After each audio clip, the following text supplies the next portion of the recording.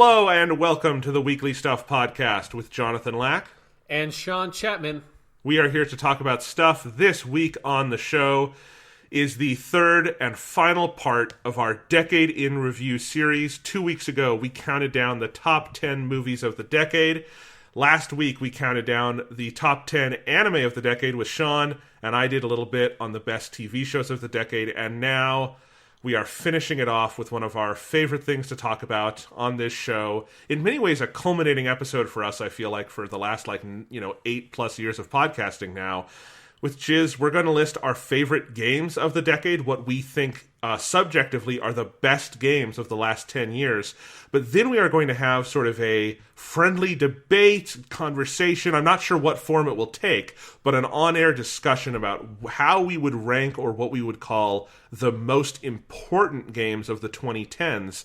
You know, notably important being and influential being a little different than what is just the automatic best. Sean, the example you gave a couple weeks ago when we introduced this idea is that, you know, maybe the most influential game of the 2000s might have been Call of Duty 4 Modern Warfare. Neither of us might even put that in the top 10 for that decade, but it's hard to ignore its influence. Exactly, yeah. So for a most influential, it might not even be a game we like. There are definitely some games that have been very influential that we don't necessarily like, and you can maybe even argue that influential doesn't necessarily mean good influence. It could also be like, hey, this element of games have been bad, and this is the game that's caused that to be. Absolutely. So, deep breath, Sean. We should also say, for the best of the decade, my list, I think, is... I'm not trying to put yours down, is the slightly more dynamic one of the two for today, because when we did our top 10 games of all time list back for episode 250, you wound up putting on a lot of games from the 2010s. So this is going to be a little redundant from that because you've already got them ranked. Mine, I only had, I think, 2 games from the 2010s, so mine's a little more fresh in terms of a listing you might not have heard before. So you're probably at least going to be keeping your descriptions kind of short because we have a whole episode on that. Yeah. We don't need to hear you talk about Nier Automata for another 45 minutes, but I'm sure people would like that. We're not going to be doing... I want to be very clear, Sean, you are not talking about Nier Automata for 45 minutes today. No, I mean, I don't know if I physically could. We have 2 hours to be talking about anime. That is basically 2 hours to be talking about Nier Automata. So... yes, my list is not... there's no surprises. I didn't try to put a gotcha or something on my list or anything. You people, if you have been listening to this podcast for the past 9 years, you could make the list for me, and you would probably be pretty fucking close. Yes, but mine might have some surprises. So, do you want to get into it, Sean? Yeah, let's go ahead and get into it. Do you want me to start or you to start? I think I'll have you go ahead and start, but before we get into it, I just want to quickly we always talk about methodology. Your methodology, yeah. I think, is probably pretty simple, which is that you've put these all kind of in an order before, and you wanted to kind of keep it that way, right? Yeah, basically, I made a rough version of the list off the top of my head, and then I went and looked at my Game of the Years for... I think I have files for 2014 up till now on my computer. I think I did a 2013 one, but I don't know where that is. I'd have to listen to that podcast again. And then I also looked at my top 10 games list that we redid recently. And the list I made off the top of my head conformed exactly to all of those. I'm like, well, there's only a couple of games that are not from those years that I wanted this, and I know where to go, and it was very easy. This is this is easily, by far, the easiest list I've ever made for this podcast, because I basically already made the list when we did our top 10 games. Yeah, I slaved over mine quite a bit more. There were some really hard cuts, some really hard placements. There's kind of a wide variety here, and some surprises, I think, for people. There's at least one game on here we've never talked about much on the podcast that I'm excited to go into. That's fun. And I just will say, because this is going to come up a lot with how I'm going to talk about them, but, as I did for my movies list when we did that 2 weeks ago, I really wanted the list to kind of tell a story, kind of follow through the decade with my interest in gaming and the kinds of things we talked about on the podcast. And I wanted every game to stand in not just for itself and its own quality, but also, I think, for broader trends and ideas out there in the gaming space. And I think I found, and that was kind of always my tiebreaker is, I like this game, but what does it say sort of in that placement? So we'll get into that when we go through those. But without further ado, I should also say, before I go on to without further ado, I am not sure at this second what I will be telling you my number one is, because my top two is of absolutely fucking wrenching near tie that I am still actively thinking through which one I actually am going to say on this podcast is my number one of the decade. And you'll Jonathan, see what I mean. Is it a wrenching near tie? Near is not on my list, but I know it's on Your yours. list is wrong. All right. Sean, do you want to go ahead and start us off with your number 10? My number 10 is my favorite game from last year. It is Red Dead Redemption 2. The number 10 was the spot that was like fluctuated the most. There were a couple of other games, like Gone Home was my number 10 for a while. Papers, Please was my number 10 for a while. That's because I was like trying to push an indie game to be in my like up there, and it just didn't quite fit for me because in many ways Red Dead Redemption 2 is like the biggestest, budgetistest fucking indie game out there because it is a weird ass game that has a lot of money behind it. We've talked about it a lot on the podcast. Red Dead Redemption 2, since it had the PC release, came out recently. I've been thinking about that game a lot in the wake of that, and just there are those moments in that game, in some of the moments in the game that I remember the most are moments that are so player motivated in terms of the gameplay. The freedom that the game gives you to be able to express yourself as a player is probably greater than any other game, especially a game of that scale I've ever encountered. Just in small things like the way you dress, where you go, how you act, how you talk. Like a game that allows you to talk to every single NPC that is not an RPG this is the only game that's like that I've ever seen. And those qualities of Red Dead Redemption 2 are so near and dear to my heart. And it also tells one of the best stories in games of the past 10 years, has one of the best fucking protagonists in Arthur Morgan, and his story of kind of discovering his own humanity is just a wonderful tale told wonderfully with a like all-time great soundtrack. Red Dead Redemption 2 is just utterly fantastic. Indeed it is. Not on my list, but I'm glad we got to talk about it. My number 10 is Diablo 3 by Blizzard. Diablo is a series I had no experience with coming into this decade, and then Diablo 3 came to consoles.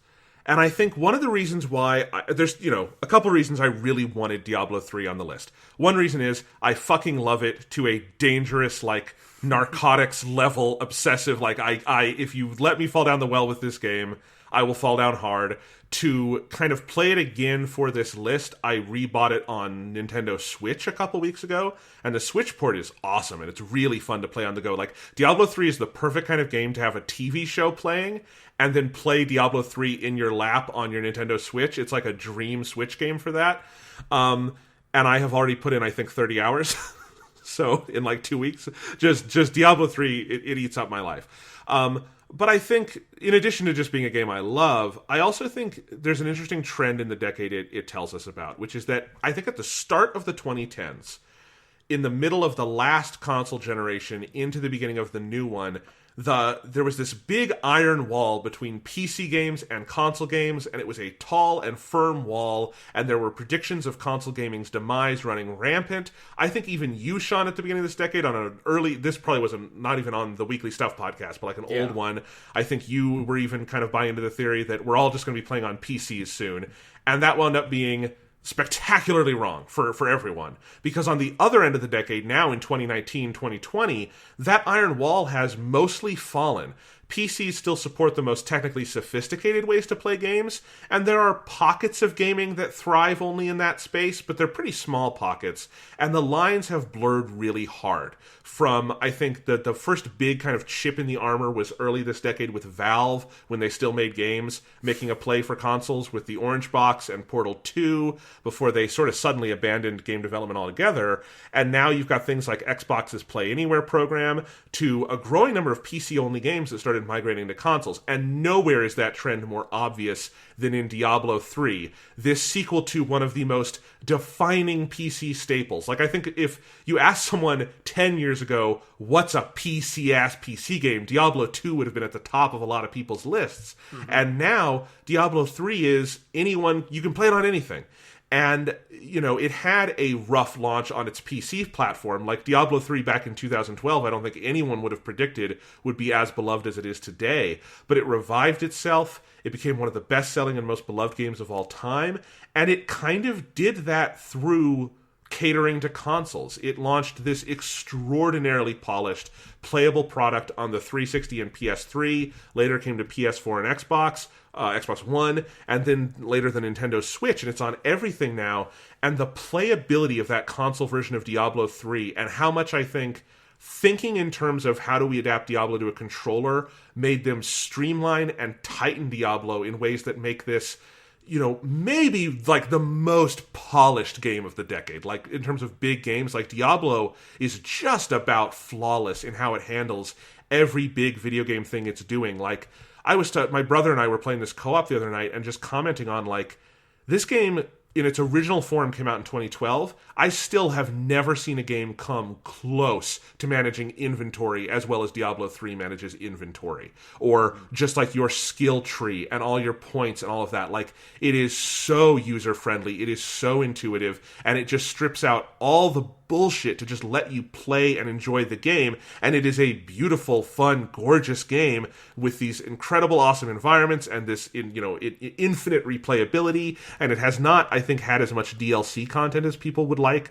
but I think the season structure and some of their ongoing events have definitely kept it alive. It's a phenomenal game, and I think that Diablo 4 announcement and then me playing it again on Switch just really confirmed for me this had to be on there, and I think it does help tell the story of this decade in gaming. Absolutely. Diablo 3 is so good, and it is better on console, which is not something I would have ever dreamed of saying. Back when I was way into Diablo 1 and 2, he said, eventually there will be console versions of these games which are good, because there were console versions of Diablo 1, I think it was on PS1, and it was fucking terrible. And then eventually it's I would rather play Diablo 3 on my PlayStation than I would play putting it up on a computer.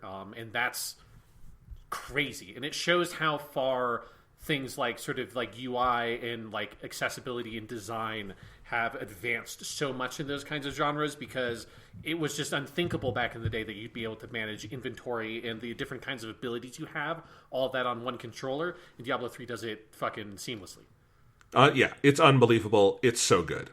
So that's my number 10. Awesome. Diablo 3 is not on my list, but it is also a game I love. I'm glad it's on yours. My number 9, the oldest game on my list, from 2010, it's Mass Effect 2. Because Mass Effect 2 is really fucking good. That game kicks ass. It's how much more is there to say about Mass Effect 2? It's got one of the best intros in any video game ever. The Normandy blowing up at the beginning of Mass Effect 2 was such a mind-blowing moment to me when I first played that game. Fuck, that you threw the gauntlet down. You just destroyed everything, and you blew up the ship, and you killed the main fucking character in the first 10 minutes of your game. It's such an impressive setup. The character writing in Mass Effect 2 across the board and the performances are so good, and I think it is, outside of Knights of the Old Republic, the best BioWare game. It's the best modern BioWare game, because it is the game that leans into the thing that BioWare does best, which is character stuff, and it kind of constructs the main plot in such a way to highlight and elevate the character stuff to be the most important thing throughout the whole game. The way that you are assembling a team and then strengthening that team and making the game about that leverages BioWare's writing strengths better than any other game they've made in the modern era, along with having great combat, awesome abilities. Playing as an adept in the combat in particular is so much fun, in the way that the physics kind of powers interact with the enemies and interact with the environment. It's just an all-time great RPG, and it is my favorite of the Mass Effect games. I like all three of them a whole lot. Mass Effect 1 didn't even come out this decade, so don't even have to think about that one. I definitely prefer Mass Effect 2 over 3, even though 3 does have some of the strongest, kind of highest highs in the franchise. 2 is such a solid, fucking just perfect goddamn game. I love Mass Effect 2 to death. Not on my list. And it was the hardest cut. One of the 2 hardest cuts. Because I should say, when we get through these 10, I also have, like I had for my movies, I have a special jury award for something that didn't quite fit on the list. We'll talk about that when we're done with these 10. But But yes, I will mention Mass Effect 2 later because I'm just going to say there was a certain game that eclipsed it for me. All right. My number 9, a game we have not talked about enough on here. It's Shovel Knight.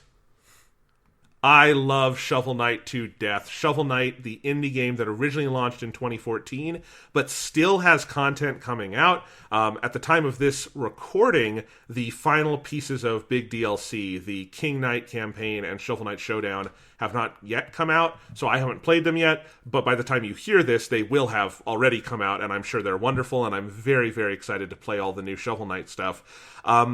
But Shovel Knight is just a game I absolutely adore on every level.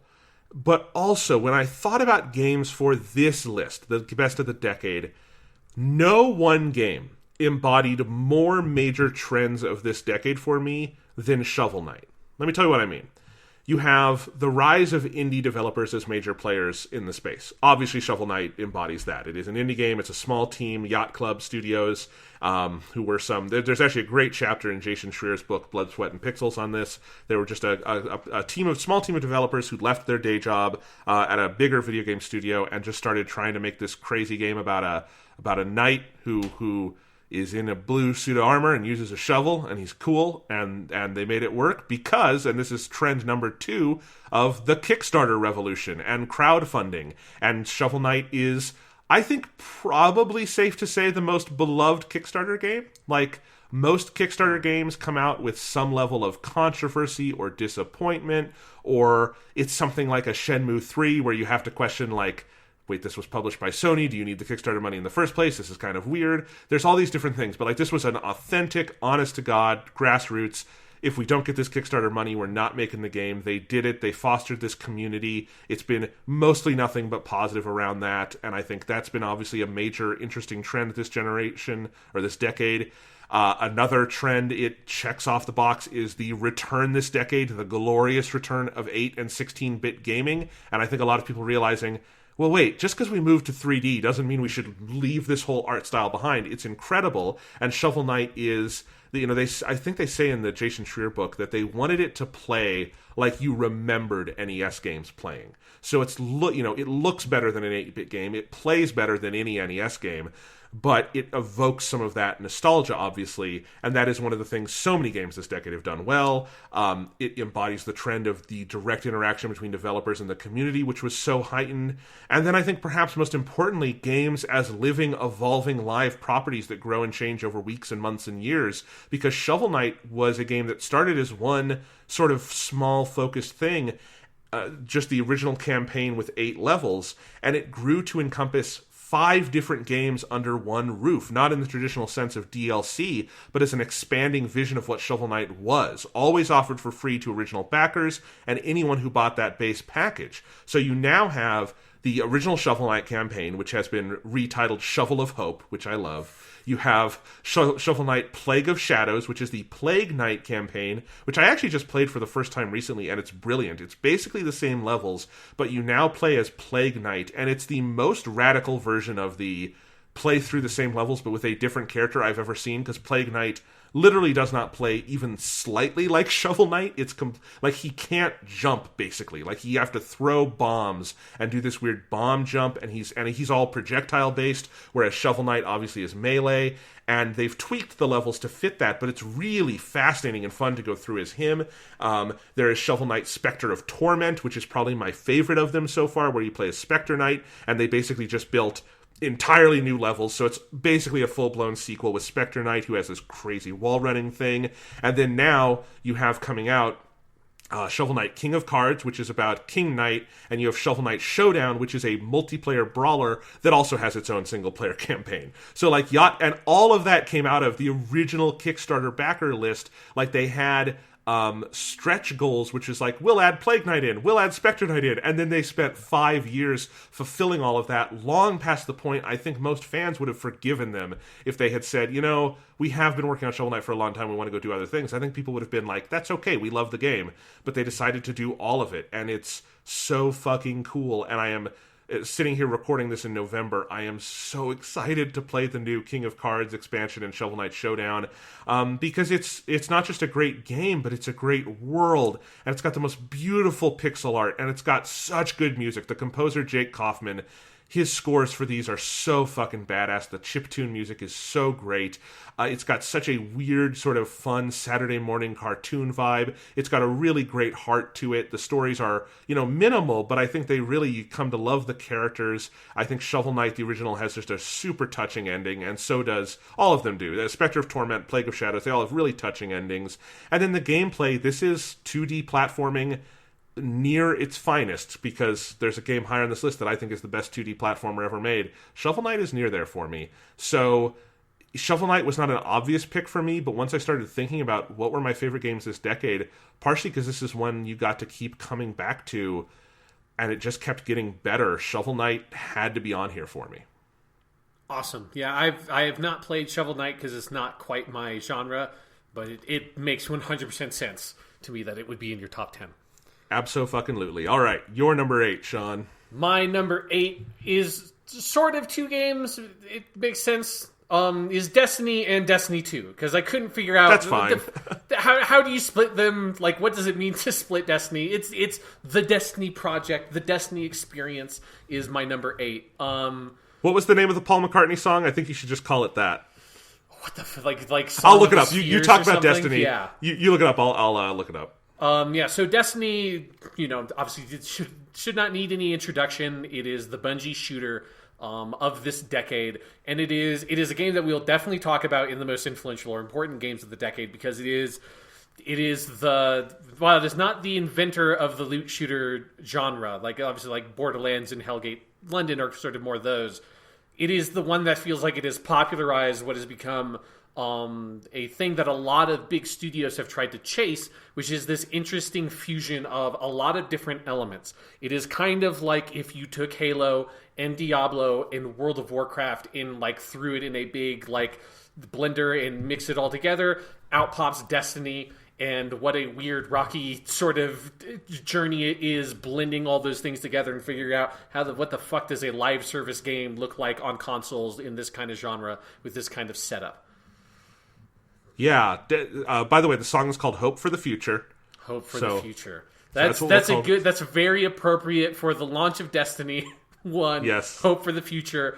Because that's so much of what Destiny is the weird like ongoing relationship you have with the game, and it's like ups and downs, because it's a lot of ups and downs. Like it is a game that, I mean, I remember one of the main things we talked about when Destiny 1 launched on the podcast was it's one of the first times in this modern period of gaming where a big AAA game release got bad reviews. Like it got like 6s out of 10s, which in a video game review scale is a bad fucking score. And you almost never ever saw that. And it's much more common now. It is much more common for like bigger games to get something that's like a 6 or 7 out of 10, and not everything is in the 8 to 9, 10 out of 10 scale. That felt like every major video game release of the last generation was always in that area. And so much of like video game criticism and video game publications and video game reviews have matured so much that like, I liked Destiny, like vanilla Destiny at launch a lot more than probably most people did, but even I would not be able to sort of justify it getting much higher in that nascent state that it was launched in, with thin content, a just utter mess of a main campaign that was, as we like later came to learn also from Jason Schreier in his book, how stitched together the original release of Destiny was, and kind of what a mess it was behind scenes. But Destiny is also the best example of the modern trend of, here's this game that launched and kind of tripped out the gate, and then slowly but surely it builds up to this sort of like fantastic renaissance almost, where for Destiny 1 it was the Taken King, and then eventually you get Destiny 2, which kind of has a similar thing where it's like, was a very polished, good release initially, didn't have a lot of hooks to keep people coming back, and then eventually you get Destiny 2 Forsaken, which is just utterly fantastic and like introduces all these new mechanics and things to sort of keep you coming back, like the Dreaming World or the Dreaming City. And Destiny is Such an interesting game to be a fan of, and it's so fun to come back to it when it gets big new updates. I haven't played the most recent one, Shadowkeep. I understand that people really like it. I just have not had time in the glut of video game releases because Destiny keeps on doing the same thing and putting out its big new expansion right when all other video games are coming out. It's just like, why? It's just like, it's hard for me to justify when we're doing podcasts and stuff like that to spend a lot of time playing an update to an old game when I could be playing a new game that is coming out at the same time. But Destiny is this game that since it came out, I have just come back to again and again and again, and it has this incredible draw. It has some of the best art design you'll find in any game of the past 10 years. The most beautiful skyboxes award. I didn't do awards for all these games. The most beautiful skyboxes goes to Destiny because goddamn, Bungie fucking knows what they do when they make skyboxes. But at the end of the day, the star of Destiny is the shooting. It's the gameplay, and it just has some of the best first-person shooter gameplay of any video game that exists. Like, it is so tight. It is so well-designed. It feels so good. The enemies are so well-designed, and it has, like, this really great array of different kinds of enemies that have great hit reacts when you shoot them. They have all these different kinds of abilities. They have different areas where you get critical hits. I think not enough people sort of appreciate the way that the full kind of Destiny sandbox comes together to make the game feel so good. Everyone just kind of focuses on how snappy and good the shooting feels, but it's the whole kind of thing they've put together of the way the guns are designed, the way the powers work together, the way the enemies are designed, the encounters are designed, that it is just some of the most fun first-person shooter gameplay you can have in video games. And even in its worst moments, even in its deepest valleys, the thing that separates Destiny to all the other games that are like it, like a Division or an Anthem, is that even when it has like this dearth of content and a lot of like the, service elements feel like they get in the way, at the end of the day, when you land on a planet and you shoot something in the head explodes and it feels good and it's fun to play. And it has been a game I've come back to, and I will continue to come back to as long as they keep on making new Destiny stuff. Yeah, I love Destiny dearly, and I had no idea what to do with it on this top 10. It is not on my top 10 for best of. It is prominent on my list of what we're going to talk about in our next segment. But it's weird. Like, I think there's two things for me with Destiny, because I agree with everything you just said. But I think it's one, I never know how to integrate Destiny into my life as a gamer. And I'm not sure, and I don't think Bungie has ever figured that out either. I don't think Bungie has ever settled down on how they want you to integrate it into, like, your life. And I know that because they keep putting it out in fucking September when everything else is coming out. I don't think they've ever quite cracked that in the way, like, Diablo is much easier for me to just pick up and put down in a weird way, even though Diablo hasn't, and maybe because Diablo has not had ongoing content releases. And two, I think even at its best, Destiny is kind of empty calories to me, and it is delicious empty calories. It's like the best fucking candy in the world, but when I'm done eating it, I don't really think about it again, and I think that's the thing, is when I'm playing Destiny, I love Destiny, and when I put the controller down, it exits my mind, and I don't think about it for months at a time. And I don't know what that is. And it's, they've gotten so much of it has gotten so much better. Forsaken is just straight up a phenomenal video game campaign, but it's never connected on like the level of a Halo or something where, I played Halo Reach 10 years ago, and I still think about Halo Reach somewhat frequently, And I guess that's why it probably doesn't make my, like, best of, but it is, without a doubt, one of the defining games of the decade, and I have a lot of great gaming memories with it, and, I agree with, just like you, Sean, I come back to it every time there's an update. I haven't done Shadowkeep yet either, but I look forward to playing Shadowkeep eventually when it goes on sale or something. I should probably check, like, the Black Friday sales, because I'm sure it's on a disc. Yes, that is a good point. Yes. Yeah. And because, by the way, if you're wondering, we're recording this in November, this is coming out in January, hence the Black Friday reference.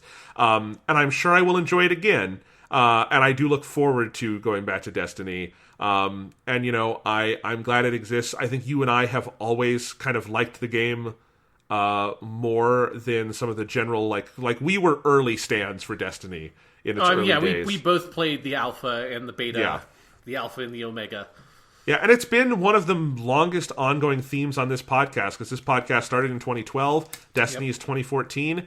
Man, we've been talking about Destiny for a long time. And hey, maybe we're going to have to do another Destiny episode in a couple weeks when we've probably played Shadowkeep, because it's a slower time of the year. Except it's not, because now games come out in January to March just on a non-stop death march. I mean, next year is a console launch, so it's not slow ever. Yeah. Next year we're putting everything out on the old consoles that we have, and we're getting ready to make games for the new consoles. Yep. All right, that was your number 8. My number 8 is a game that's on here because it's just so fucking good. Is Donkey Kong Country Tropical Freeze, the best game on the Wii U that I and many other people completely missed on the Wii U, because it's one of the only Nintendo first-party games ever to not break 1 million copies sold. And then it came to the Nintendo Switch and was a relative hit. It sold millions of copies on the Switch. It's by Retro Studios, who I think are pretty much spotless developers for their 21st century lineup. They have done, since the year 2000, Metroid Prime, Prime 2, Prime 3, Donkey Kong Country Returns, and then Tropical Freeze. They have not made a lot of games in the last 20 years, but they have made 5, basically 10 out of 10 games to me. And Tropical Freeze, I think, I would put there with the original Metroid Prime as their crowning achievement. I think Donkey Kong Country Tropical Freeze is the best 2D platformer ever made, bar none. I would put it above any Mario game. I would put it above any Sonic game. I would put it above Shovel Knight. I would put it above any 2D platformer I've ever played. And I already am inclined to feel that Donkey Kong Country is the best 2D platformer series. I think the original Super NES games are just the pinnacle of that era of 2D platforming. I think DKC Returns, Retro's first game, it's such an ambitious project to try to like modernize that some of it doesn't fully work, but I think it's a phenomenal game as well. But what Tropical Freeze does in like making this conscious choice to pare down the number of levels, make those levels bigger, more conceptual, more fleshed out, sort of like, instead of, if you think of Donkey Kong Country Returns, the original Wii game, that game is sort of like an album with a bunch of tracks.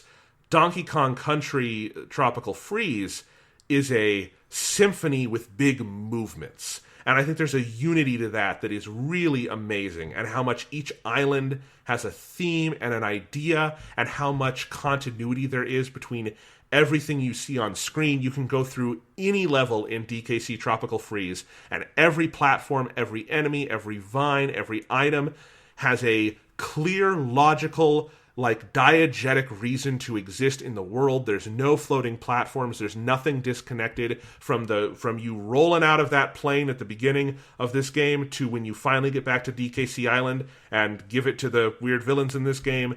It feels like every step is a logical movement through a continuous living, breathing world, which so few platformers have.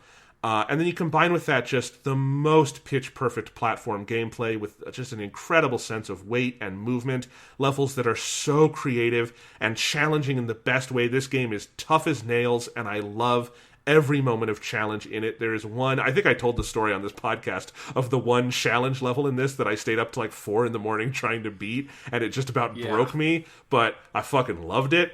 And then on top of all of that, they got David Wise himself back, the original DKC composer, to do the soundtrack, and it's glorious. There are moments where the music in this game just brings tears to my eyes, because what David Wise and the old Rare crew did with music is, I feel like, kind of a lost art in video game music now. There's so much great video game music, but no one scores games quite like Rare did back in the day, and David Wise and I think some of the other people there, like Grant Kirkhope, like they have a voice that no one else has. And I think bringing that back for Tropical Freeze and mostly just doing completely new music is incredible. And I could dive into this game any day of the week. I love it so much. I love how it brought back all of Donkey Kong's friends. So you have Diddy, you have Dixie, you have Cranky Kong playable for the first time, and he's a lot of fun, and how you use all of those different buddies as powers. It's a perfect game. It's a 10 out of 10. It's a masterpiece. It is the pinnacle of its genre and medium. it's an incredible, incredible achievement, and probably still underrated, because it had the misfortune to A, come out on the Wii U, and B, come out on the Wii U in 2014, when I think the writing was pretty fully on the wall for that system.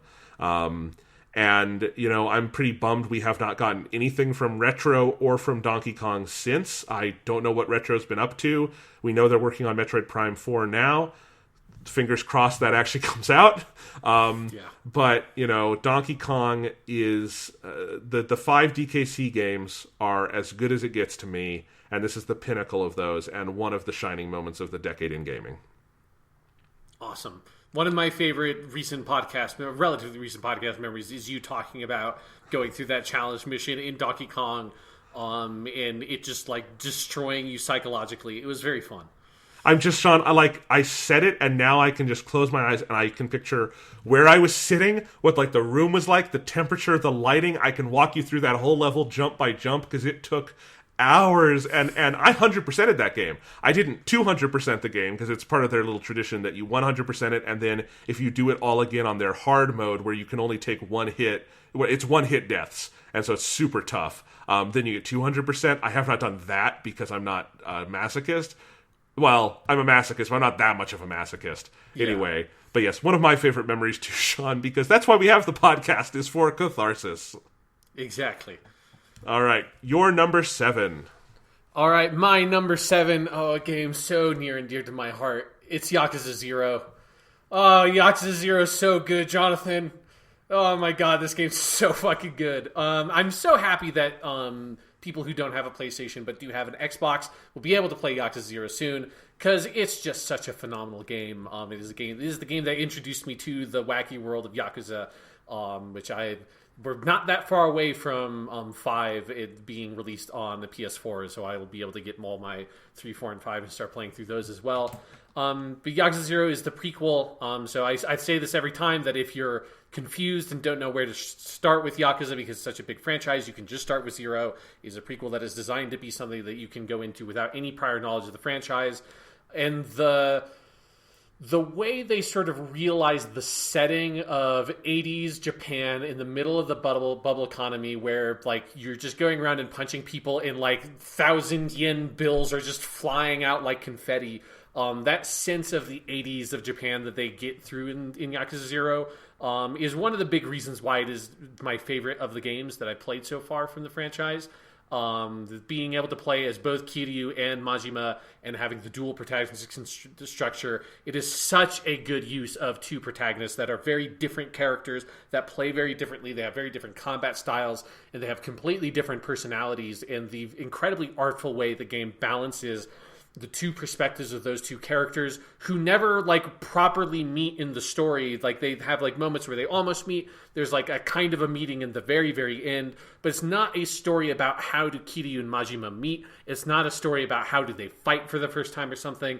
It is about these 2 young men growing up in, you know, in this culture of the Yakuza, in this period where the Yakuza have a lot of power because of the booming economy, and how do they go from, like, being these kinds of foot soldiers to, by the time you meet both these characters in the original Yakuza, they are these, like, legends. Like, Kiryu becomes the Dragon of Dojima. He's, like, the best guy that the Dojima clan has. How do you go from someone just entering this life to getting to there? And that's what this story is about for both those characters, and how they both arrive at that kind of place of becoming this legendary Yakuza figure in 2 very, very different ways that says something about who they are as people and who they are as men.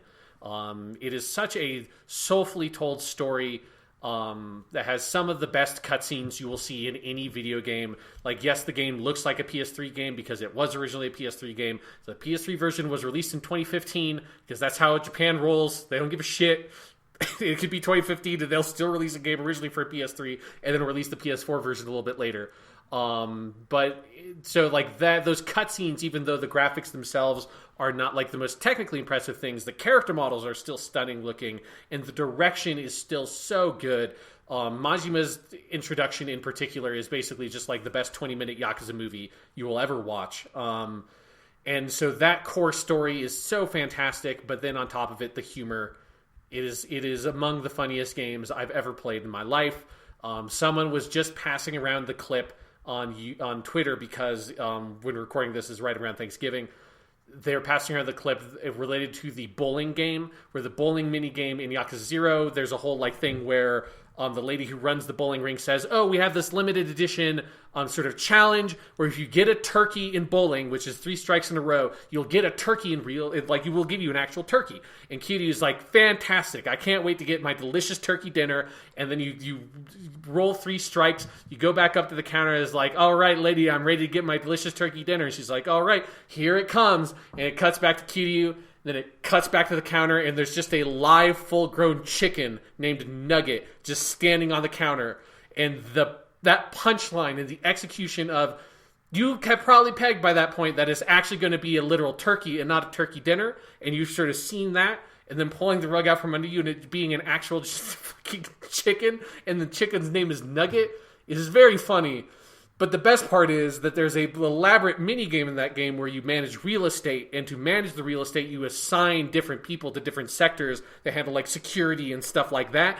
And Nugget becomes one of the characters you can assign to help you manage real estate in the real estate mini game. And that's the fucking god tier level that Yakuza 0 operates at with its goofy, wacky humor. So if you like goofy, dumb bullshit, Yakuza 0 is the game for you. If you like muscled up Yakuza dudes ripping their fucking shirts off and showing their tattoos and punching each other in the face, Yakuza 0 is the game for you. If you also like 2 Yakuza bros crying and hugging it out, Yakuza 0 is also the game for you. It's the game for everybody. It's the game. It's Yakuza 0. It's fantastic. People should play it. Excellent. My number 7. We're on number 7. Yes. My number 7 is The Last of Us by Naughty Dog. Naughty Dog, who had a pretty sterling decade, because they would have had this decade Uncharted 3, Uncharted 4, The Lost Legacy, and The Last of Us. I love all of those games to death. The Last of Us is clearly the best. The Last of Us is a masterpiece for the ages. It's one of the great works of art this decade. It's a practically perfect game. We have talked about it extensively because we've talked about it. Let's see, Sean, our original review from 2013, top 10 list from 2013, the episode where we talked about Left Behind. Later on, we would have done our favorite games of all time list, so episode 250, and somewhere around there we did a 5-year Last of Us retrospective, which I think is one of our best video game discussions episodes. So that's at least 5 different episodes where we've talked about The Last of Us. If you want to hear one discussion of that with the two of us, I would point you towards the 5-year retrospective episode, because I think we did a really good job breaking it down there. It's a great game, and obviously if you roll in Left Behind, the DLC, then it's just even better and firmer in its position on this list. Jonathan, my number 6 is The Last of Us. That makes this easy. It's very good. I agree with everything you just said, and I agree with the things that we said about it when we've talked about it before. Yes. My number 6 is The Witcher 3 Wild Hunt. Witcher 3 is so good, and I think in some sense it's easiest for me to explain why Witcher 3 is on this list by explaining why another game isn't, and that's Mass Effect 2.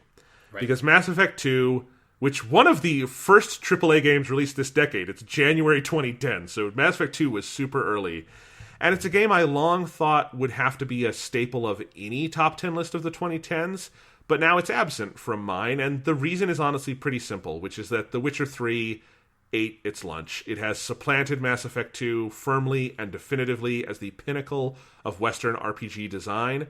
I actually went back to both of these games earlier this year. I replayed some of The Witcher 3 and all of its DLC on the Switch, and then I did break out my PS3 and played the first hour or so of Mass Effect 2. And Witcher 3, hooked me again so effortlessly, and I played 45 hours in it. Mass Effect 2, I kind of looked at it. That opening is great. I felt pangs of love and nostalgia, but it also sort of felt like a piece of the past to me, and I put the controller down. Not that I'll never play it again. I think if I do, I'll do the whole trilogy. But Witcher 3, it felt and it feels 4 years later like a beating, living part of the heart of gaming, present and future. I think it is the best written English language game of all time. There might be a couple Japanese games that I would say the writing is even better than this or on par with it, but I think if you're just talking about games in the English language, I don't think anything even touches The Witcher. I think it's got quest and world design that is just simply superior to the genre as it existed before, so much so that it has relegated whole swaths of games. Also note here, I don't have Skyrim on the list, I don't have any Dragon Age, I don't have any Fallout. All of that just feels like it has become an increasingly distant history in the world where The Witcher 3 exists. And I think for the genre and type of game it is, there is a pre-Witcher 3 and there's a post-Witcher 3. Witcher 3. And I think that demarcation line is as obvious as it has ever been for a video game. Yeah. No, definitely. Like I agree with everything you say about Mass Effect 2, and partially because it is an old fucking game at this point.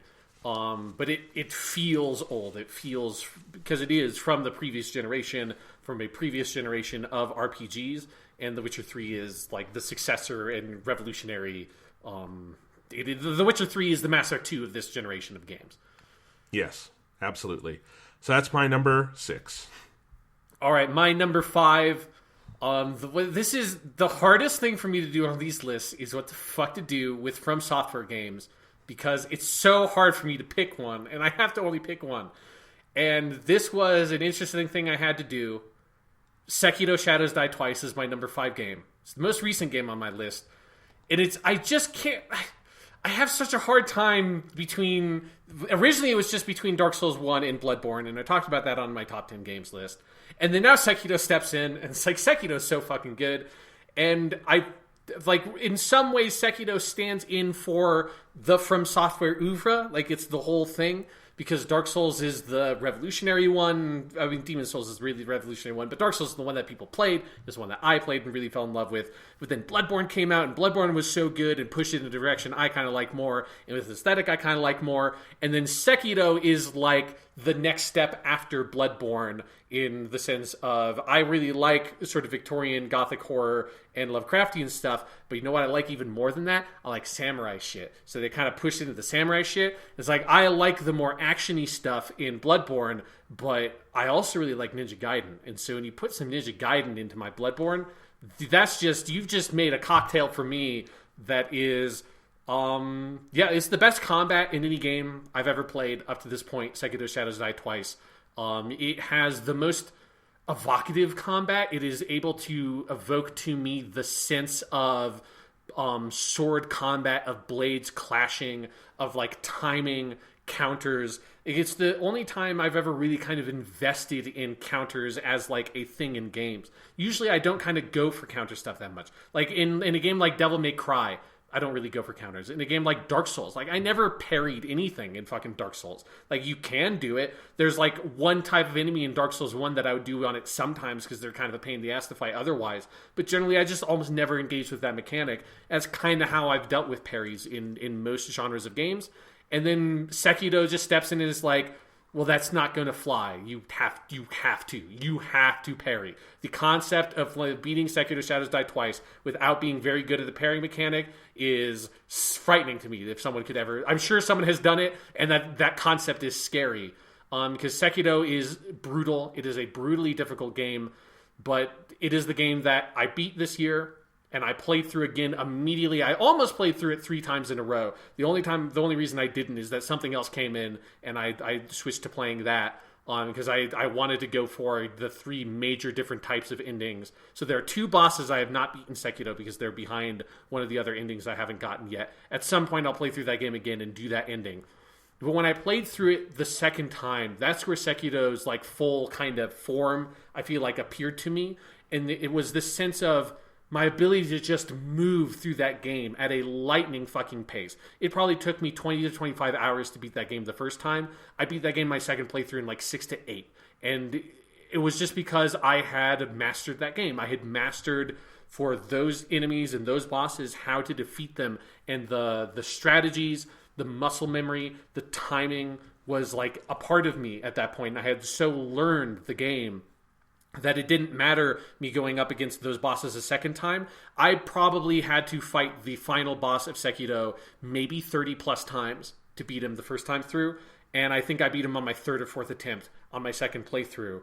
And that to me shows so much of, while it is very difficult, it is so sharply tuned and designed that if you understand how to play it, if you can like see the code like Neo in the fucking Matrix, the timing is so perfect. The combat is so perfectly designed that like you can just replicate victories if you know how to do it. And it's so satisfying. I mean, that sense of mastery in the sense of, to win those encounters, you have to get in like the AI's head in a way and force them to make moves and be kind of like 2 to 3 steps ahead of them, and constantly parrying and knowing, okay, if I'm at this distance, they're going to try this and I dodge this way. And it's like almost becomes this weird elaborate like ballet or chess move where you have just gotten so far ahead of them that every single thing the enemy does puts them at a further disadvantage because you have such a mastery over them, and everything you do, you counter in some way or sets you up for some big attack in some way, that when you win a fight in Sekiro, you win that fight the second you step into that arena. The time that you win, the fight is over before it begins, and it really has that feel and that almost like martial arts cliche. And it's the only video game I've ever played that the combat replicates that kind of feel. On top of the entire gorgeous aesthetic, what I think is for me the most compelling story in any of the From Software games. You know, it's not a Witcher 3 level of story, but it is a like very satisfying little tale about this ninja and the master he serves in this weird sort of light fantasy Japanese setting that they're in. Sekiro Shadows Die Twice, again, it is like the successor to me in this line of games, starting with Dark Souls, going to Bloodborne, and then now with Sekiro. That is some of the best stuff in the video game market, and Sekiro is the latest version, and to me the best version of those games. I hope I can beat it someday. You can do it. I believe in you. Thank you, Sean. I'll get back to. I desperately want to. There's nothing more I want to do. I will get to it, I promise. My number 5, a very different game, the earliest game on my list, Super Mario Galaxy 2 from 2010 for the Nintendo Wii. A game I remember being, this is how long a decade is, Sean. 2010. Uh-huh. This would have been, I think, April 2010, so we were juniors in high school? Yes. And I remember having like earned enough of my own money to just go to a store in my own car and buy Mario Galaxy 2 with my own damn money, and how satisfying that. You remember when that was like a new thing, Sean, growing up? Yes. Of like, yeah. I have my own money now. And I bought Mario Galaxy 2 and I loved it, and I played it again last year and I still love it. I think Mario Galaxy 2 is the best 3D platformer ever made. It was a really tough call when we did our top 10 games of all time, Sean. Would I say Mario 64 or a different Mario? And I went with Mario 64 for a lot of reasons, because Mario 64 is an unimpeachably great, evocative game. But I think when I think critically and I look at what the games have to offer, I do think that Mario Galaxy 2 is the pinnacle of that franchise. And I think Mario Galaxy 2 is one of the pinnacles for Nintendo. It is just this incredibly free experience that Nintendo created. The original Mario Galaxy is great, and I love it to death, and it's an amazing game. But I think because they had made it and the foundation was there for Galaxy 2, they got to go crazy. And they did one really key thing that I think was a breakthrough for Mario, kind of this whole decade up to Mario Odyssey when they reinvented it again. And for a lot of other side-scrollers Nintendo made, or platformers Nintendo made, side-scroller or 3D or otherwise, which is, the hub world that we had in Mario 64 was a really cool idea, but it worked best in Mario 64, and it never felt as good anywhere else. Like Mario Sunshine, it's kind of a drag. Mario Galaxy 1, it's kind of cool being in Rosalina's observatory, but it takes way too long to get places. So for Mario Galaxy 2, they made this really interesting decision to say, okay, no more hub world. You've got a little ship you can run around, but otherwise, this is going to be a series of worlds, and each world will have a series of planets, and each planet will have a couple of missions, but they're going to be smaller, a little more bite-sized, a lot of depth still to them, but what this allowed them to do is this just massive multiplicity of ideas. And there's a point in Mario Galaxy 2 where it really seems like no idea is too crazy for them to conceptualize and to pull off. And some of the things you get to do in this game are just full-on out-of-body experiences. Adding Yoshi back in and figuring out how to integrate Yoshi into the crazy, anti-gravity mechanics of Mario Galaxy 2 is such an inspired touch. And, I never have seen another platformer sort of even touch upon the ambition of the Mario Galaxy games and how much those games do with those gravity mechanics and with all the little different planetoids and just the sheer creativity on display. I adored Mario Odyssey a couple of years ago. I think Mario Odyssey is one of the best. But I think Mario Galaxy still is just on an upper rung from even that, or from Mario 64, in just how free and creative it allows itself to be, how tight and wonderfully it controls, how beautiful it looks and sounds, because Mario Galaxy 1 and 2 notably had full symphonic soundtracks, and Mario Galaxy 2 in particular is just, like, Mario doesn't usually sound this gorgeous, but it does here.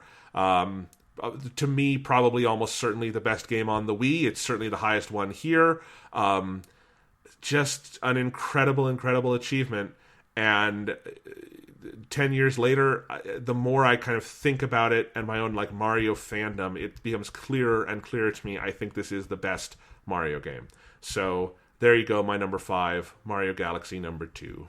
All right, so now we're in my top 4, where it's the most obvious top 4 in the history of any of these lists. So my number 4, I kind of just put both these games here sort of for a similar Destiny thing. It's Hitman and Hitman 2. Because what, Sean? You Hitman? I like the Hitman. Hitman's so good. It's just so good. We talked about it so much on this podcast. I will say I have now, over Thanksgiving break, I have used this opportunity to play the 2 DLC maps that I've released for Hitman 2. There will be a third one. There's a bank, and there's a nice island resort. I have level 15 mastery on the bank because it goes to 15, level 20 mastery on the islands. Those are both great maps. I think the bank one in particular is really good. And just to sort of make sure I still really liked Hitman, one thing I did on the bank level is because I've only done this a couple of times, is I did master difficulty, suit only, silent assassin, which is basically you have to complete the objectives of the mission, which for the bank is you have to assassinate a lady and then either get 3 hard drive things or go into the vault and get a thing from the vault in the bank that you can steal. Which the vault one it's much easier to do the vault. Just go for the vault one. It's so much easier than killing those 2 other guys and getting their fucking flash drives or whatever. But basically you have to do both those things, only ever wearing your normal suit, which means about 90% of the map people are going to think you're trespassing or just shoot you on sight. You cannot be spotted or you break silent assassin. You cannot kill anyone other than your target. You can knock them out, but you cannot kill them. You can't even be caught trespassing, which is something I didn't realize. So even if you get caught trespassing and someone guides you outside of the hostile area, that still breaks silent assassin. No bodies can be discovered even for your target, which means you either have to kill your target and hide the body before anyone sees it, or kill the body with either poison or an accident, so it's impossible for anyone to identify how the body was killed, and thus the blame can't come to you. And you can never be spotted with a camera. If you are spotted with a camera, you have to delete the footage at one of the security stations. So it is extremely difficult. It is the most difficult thing you can do in Hitman. I've only done it on the Miami level and on Paris. At some point, I want to do it on all of them. But I went through with the bank and did it on the bank level because I think the bank level is a kind of an easier one to do that kind of thing with. And holy shit, Hitman's so good. The depth to which you can plumb in Hitman. It is a game that you can both either dump into a level and just kind of goof around in, with your video, Jonathan, of your first time through the bank, and just I'm just going to shoot a bunch of people and do some wacky bullshit. It is such a fun game to play that way. They added a thing in, I think it's both in the island level, but it's more in the bank level, where anytime there's a puddle on the ground, they have a caution floor wet sign, the way that you have in real life. If you move that sign, NPCs will no longer walk around the puddle, and if they walk through the puddle, they will trip and knock themselves out, and it is so fucking funny. Every time. It is the best shit. Just walking up to a janitor who like was cleaning a puddle, and he turns around and walks and goes talk to someone, and you just walk over and pick up his fucking little like yellow caution sign and like throw it over the edge and then walk away, and that dude just walks right over that puddle and trips on his ass and knocks himself out. Hitman is the funniest fucking game, and all the comedy comes from the gameplay, but it also has like some truly deep, intricate gameplay. And if you want to push Hitman to its limits, it has a lot it can give you. And that has been my experience with this game since 2016 when the original Hitman 1 came out, is every time I come back to it, I plumb deeper and deeper into its depths, and I have yet to even, I feel like, glimpse the bottom of what that game has to offer. It is one of the best games ever made. It is so fucking good. I love Hitman. It's Hitman. All right, so that was your number 4. My number 4 is Dragon Quest XI: Echoes of an Elusive Age from Square Enix, released 2017 in Japan, 2018 in America, and 2019 for the S Definitive Edition on Switch. The dumbest thing I have ever done on a top 10 list, ever, is last year not naming this my number 1 game of the year. I knew it was my number 1. You knew it was my number 1. Mm-hmm. Everybody in my life who knew anything about, me liking games, like my brother, knew it was my number 1. And I put Celeste at number 1. And no insult to Celeste. Celeste is a great game, but I got into a weird sort of obsessive mode, and I outthought myself from naming one of my favorite games of all time. That's the best game of last year. Dragon Quest XI is just a full-blown RPG masterpiece. It is easily, without contest, the best JRPG I've ever played that is not called Persona, because it is obviously in a very different mode from Persona. And just, Sean, it came out on Nintendo Switch earlier this year, the S edition, and I have played about 35 hours of that. I had to take a step away because there's been so many games, but I'll get back to it. But playing it again on Switch, with some of the enhancements, but mostly just kind of playing the game again and seeing it again, just underscored for me, I love this game, and I think this is true of all of my top 4. I achingly love this game. Like, I look on this game and I feel the pangs you feel of nostalgic memory in real life. Like, it feels like something I lived, not just something I played or observed. I love every character.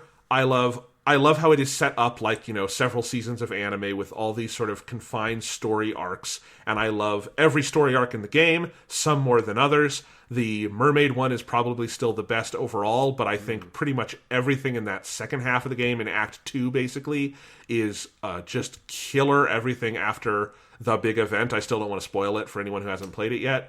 And even if I think Act 3, the sort of post-credits stuff, has some wonkiness here and there, I still love it. I love the gameplay as well. This is my favorite JRPG battle system.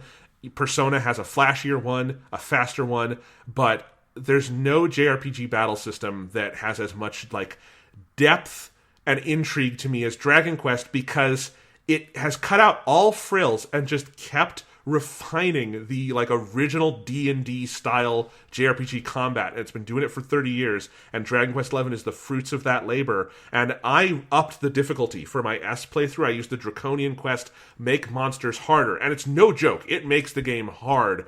And you realize, like, as much as I had already gone through the realization of like, this seems simple, no, there's actually a ton going on here. I'm always learning new things. I find it so compelling. I find the world so beautiful and compelling. I love the music. I know the Sugiyama music is not for everyone, although the versions in S that are symphonic are really great. And I love that 11 is sort of it's a medley of music from all over the franchise. It's intentionally the kind of culmination game, because it is sort of all of Dragon Quest put in a bucket. It's one of my favorite franchises. This is my favorite game in it of the ones I've played so far. And special shout out also just to other Dragon Quest games this decade, Dragon Quest Builders 1 and 2, because those games are rad as shit. Hell yeah. We will have opportunity to talk about Dragon Quest Builders 2 on a later podcast. Yes, we will. But for now, easily enough to make it to my number 4.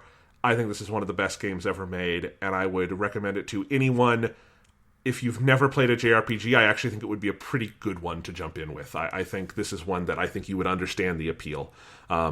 It's as good as it gets. I'm still over here thinking about, because I knew that Dragon Quest XI was not your number one game, even though it should have been. I had forgotten that it was Celeste, a game I've not heard you talk about. I love Celeste. It's a good game.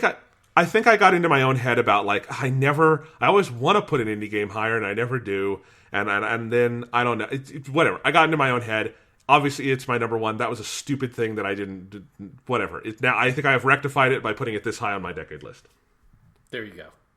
Your number 3. Yes, my number 3, the shocker to everyone, it's The Witcher 3 Wild Hunt.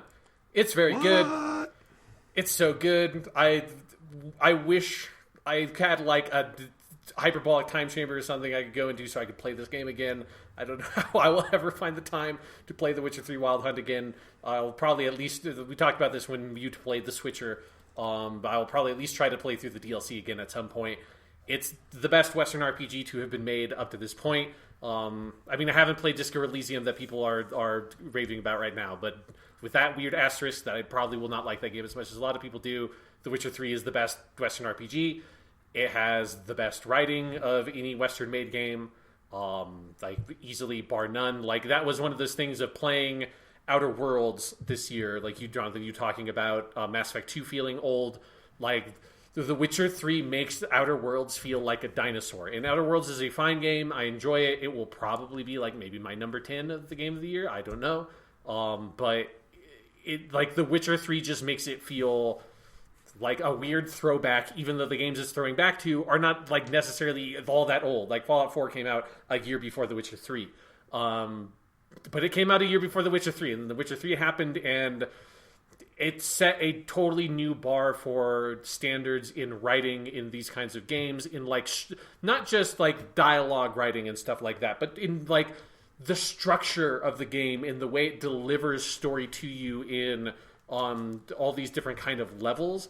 It's the best I've ever seen that be done, and that is the thing I think that The Witcher 3 is most successful at compared to its predecessors, in sort of scoping the different elements of the game and making sure that every kind of story it delivers, whether it's the big story or the little stories and everything in between, that all of those have a lot of care, thought, and attention paid to them, and that they gel together into a full milieu that presents a really coherent and consistent tone, authorial voice, and thematic quality to it, that no like strand feels out of place. They all feel like they're focused on delivering the thing that The Witcher 3 is trying to deliver to you.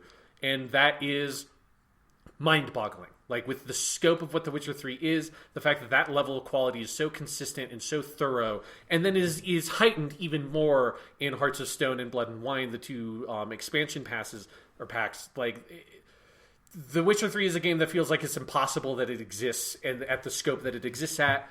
And, you know, again, it is just one of the best RPGs ever made.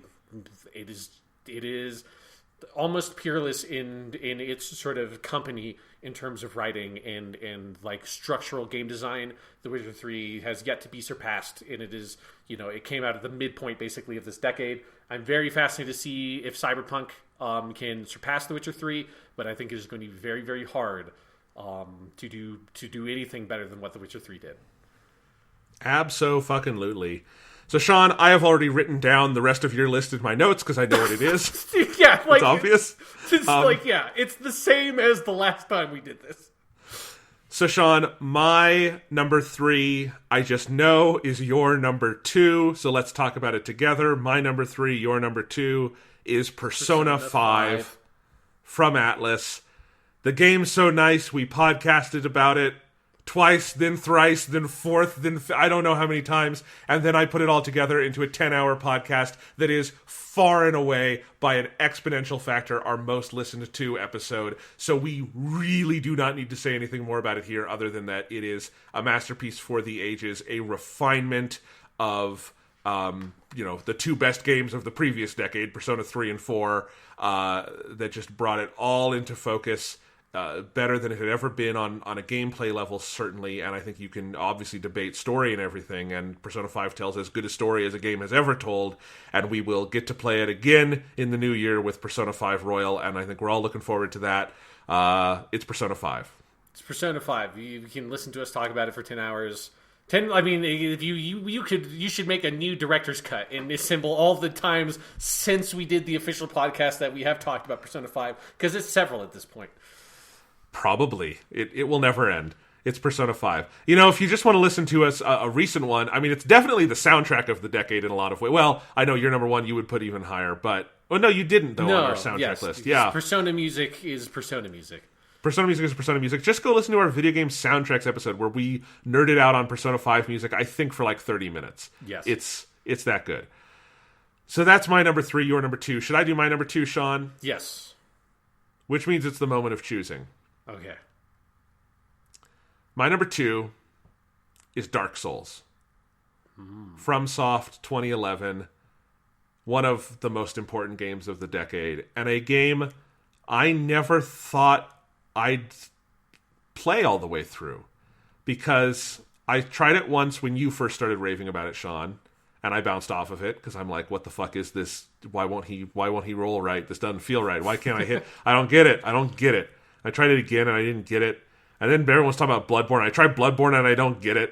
And I returned Bloodborne to the store and I'm sad because I feel stupid because I don't get these games. And then finally early this year, it's on Switch. It's the summer. I'm bored. I get the itch because I think it's because I had played Cuphead and I loved Cuphead and I needed more hard games. So I'm like, well, what's the game synonymous with hard game? It's Dark Souls. So I bought it and I tried it. And I still didn't like it and I still didn't get it. But I'm like, I'm not giving up this time, and I'm gonna beat those fucking bell gargoyles. And I beat the bell gargoyles after like 2 a.m. after all this effort. I'm like, fuck this game, and I throw the controller down. I'm like, that I didn't feel satisfying at all. And then I went to bed, and I dreamed about Dark Souls, and I thought about Dark Souls, and I woke up and I said, all right, fucker, let's do this. And I played Dark Souls for 75 hours. Not in one sitting, but I did play Dark Souls for 75 hours, and I beat it. And I loved every fucking second of it. And there is no game that challenged me more this decade. And I mean, both in the sense of it's a hard fucking game, but I more mean in the sense of it rewrote my conceptions of my own relationships to games as an art medium, because it is pure game. It is pure interactive experience. You have to reteach yourself how to play and interact with a game on a basic level. You have to learn new skills. You have to give yourself over to it. You have to be able to get in the mindset of full exploration and being in the world in place of a spoon-fed or just normal delivered story. And then on top of all that, the thing that I had never really gotten from all the talk about Dark Souls is that Dark Souls is Metroid Prime with cool knights and shit, and also really hard. And if someone had told me that, I probably would have played it years earlier. But I love that element of it, and I think even Metroid Prime might not do the continuous combined world as well as Dark Souls does. It is the game so fucking good, it launched a new genre that we call Souls-likes, and it created new definitions for what we talk about when we talk about challenge in games. But it is, as I ultimately learned, so much more accessible and inviting, I think, than its reputation has created an image of. And that's kind of the beautiful thing about it, because I'll just say it here, if I can beat Smogon Ornstein, you can beat Smogon Ornstein, and that's my proudest moment in my life as a gamer, because that was fucking hard, Sean. It is fucking hard. That is true. Dark Souls is a masterpiece. I very much considered it as my number one. You'll see what my number... You all know what my number one yeah. is. Well, it's Celeste again. Weird. Yeah. But Dark Souls, man. Dark Souls. And now I get it. I still have a couple FromSoft games to catch up on, which I'm excited about, but I'll also get to play these games going forward with you, Sean. And I'm very much looking forward to, hopefully this year, getting to play Elder Ring, and getting to do a full episode on that. Finally, with you and I on the same page about these games. Yes, instead of me doing a Dark Souls episode in like 2013 or 14 or something, and then it coming around full circle. It's Dark Souls, man. This is like the year, Jonathan, of you finally doing the shit I tell you to do. It's like you play Dark Souls and you watch Gundam. It's good, It took so long. And what's weird, honestly, Sean, is that I think Dark Souls is even more for me than it was for you, because of like the Metroidy exploration elements that are like fucking Coke to me. I love it so much. It can be Coke the drug or the soda. I like both. That's what I meant. That came out wrong. Yeah, I think you mean that you like the soda and you're using the drug as a metaphor for things that people generally like, but you obviously have never tried. Thank you, Sean, for clearing that up so that I have the other half of the clip when this is inevitably played at a trial or a job interview or something, and I have to figure it out. My point was, I think I've lost the message here, but like there are specific things that Dark Souls does so much that are so for me and are some of my favorite things in games, and why, I haven't beat Sekiro. I've played a lot of Sekiro. I think Sekiro is more the you game in a lot of ways, and I totally get that. And I obviously respect the shit out of Sekiro. It defeated me. It broke one of my controllers. I must bow to it and tell it, it is the king. But for me, I can't wait to someday sit down and go through all of Bloodborne. I still need to do Dark Souls 3 and obviously finish Sekiro. But Dark Souls, this and the next game are pretty well in contention, along with probably, Persona 3 for my personal, favorite game of all time. So, high praise. Dark Souls, I love ya, and I'm so glad I finally learned to love Dark Souls so it could climb to number 2 on the decade list for me. Yeah, that's awesome. Dark Souls is great.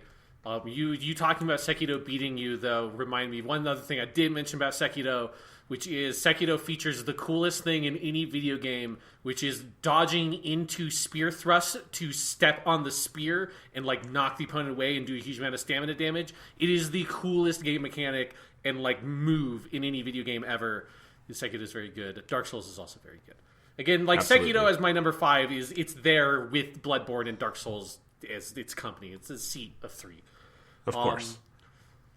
My number 1 is Nier Automata, the best video game ever made. What's your number 1, Jonathan? My number 1 is The Legend of Zelda Breath of the Wild, the game that I can load up anytime just to it's a game when I get a new Switch controller or something, I boot it up to check something because it's got all the different gyro controls and stuff, and then suddenly I'm just wandering around Hyrule, not to do anything other than look at the world for half an hour, and that is how I know it's my number 1. Because it is the game on this list that I have spent the most time in. I have 170 hours in Breath of the Wild on just one save. I've never done a second save. I have found, most but not all of the Korok seeds.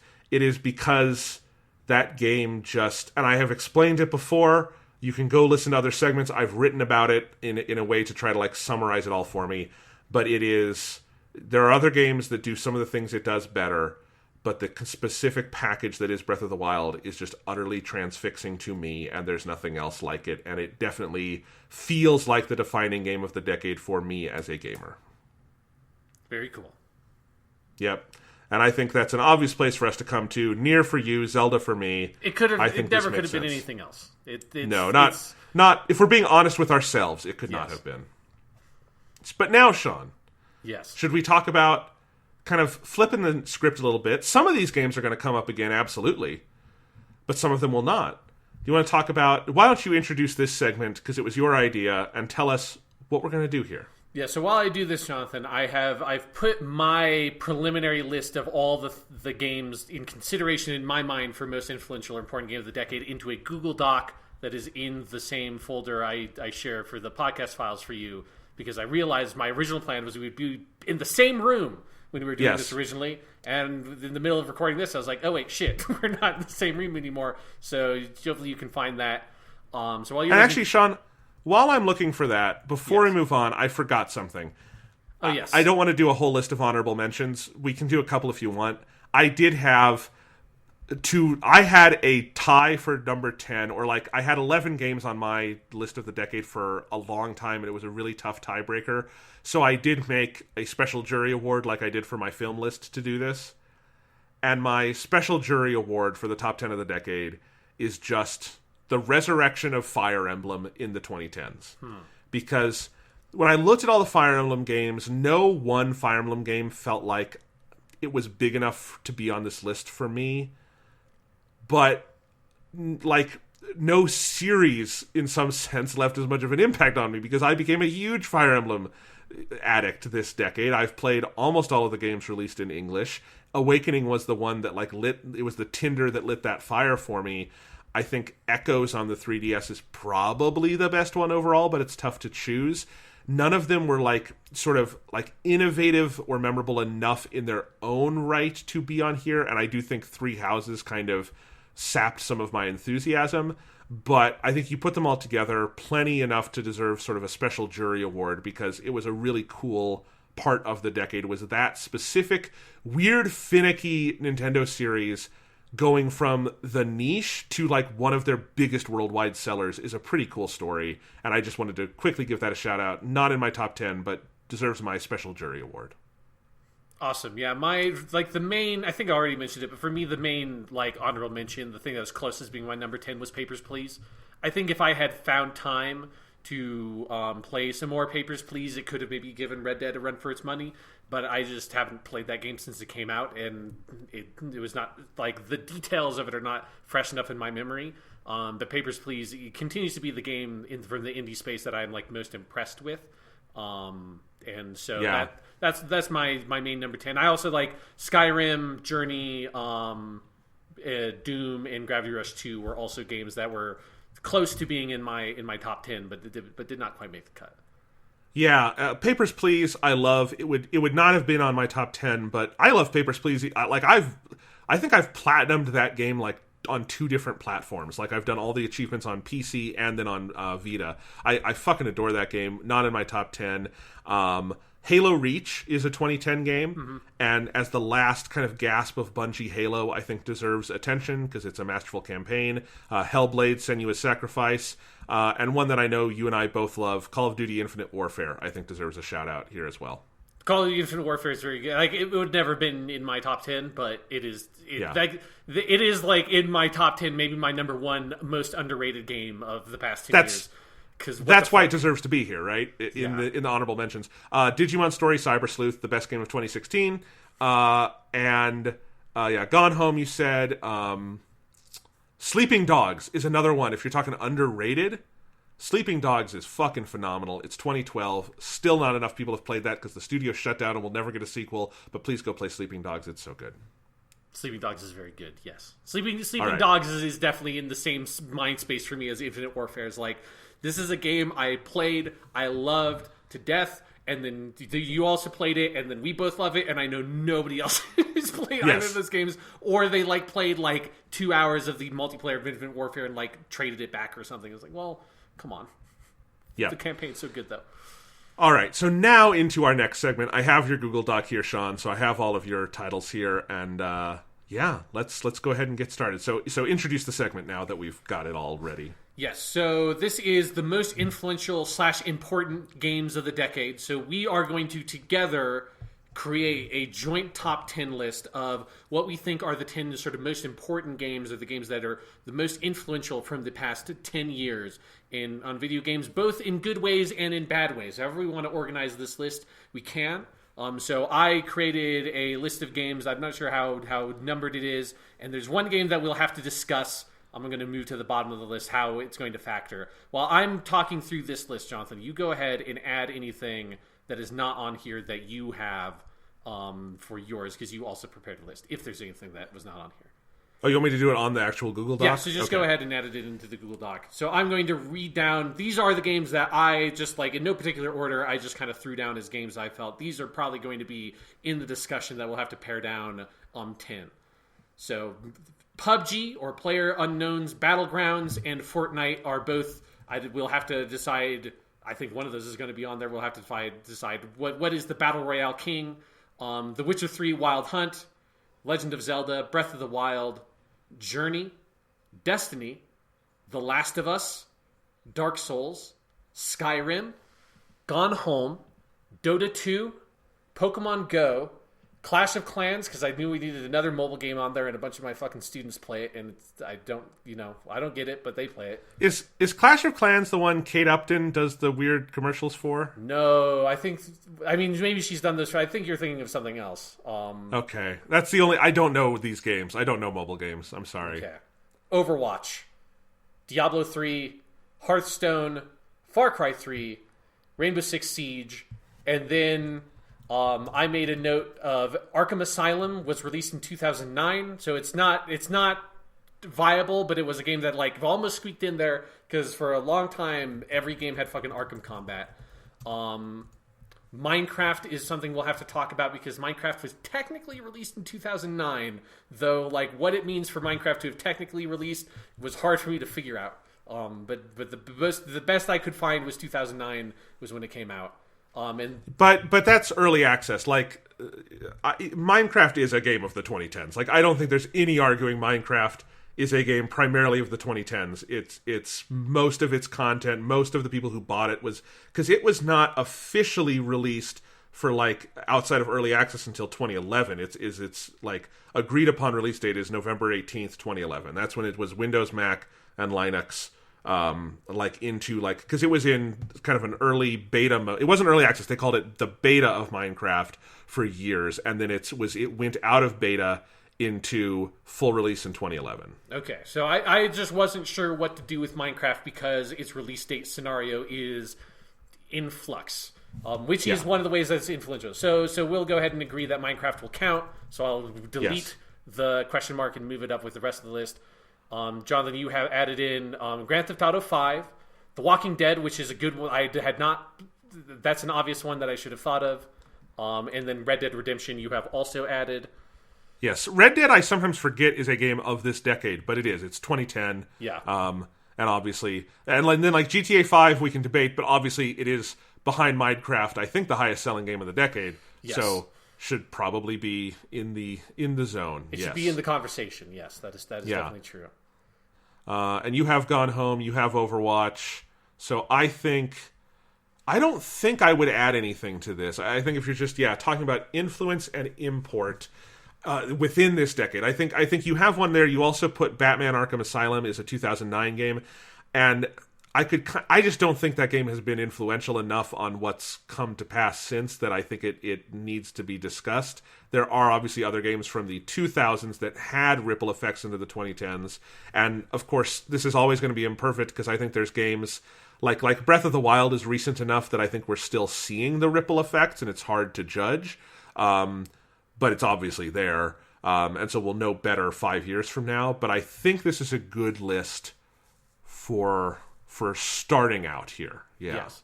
I will say with Arkham Asylum, I went ahead and deleted it because it was released in 2009, and that's not a Minecraft like when do video games release anymore kind of thing.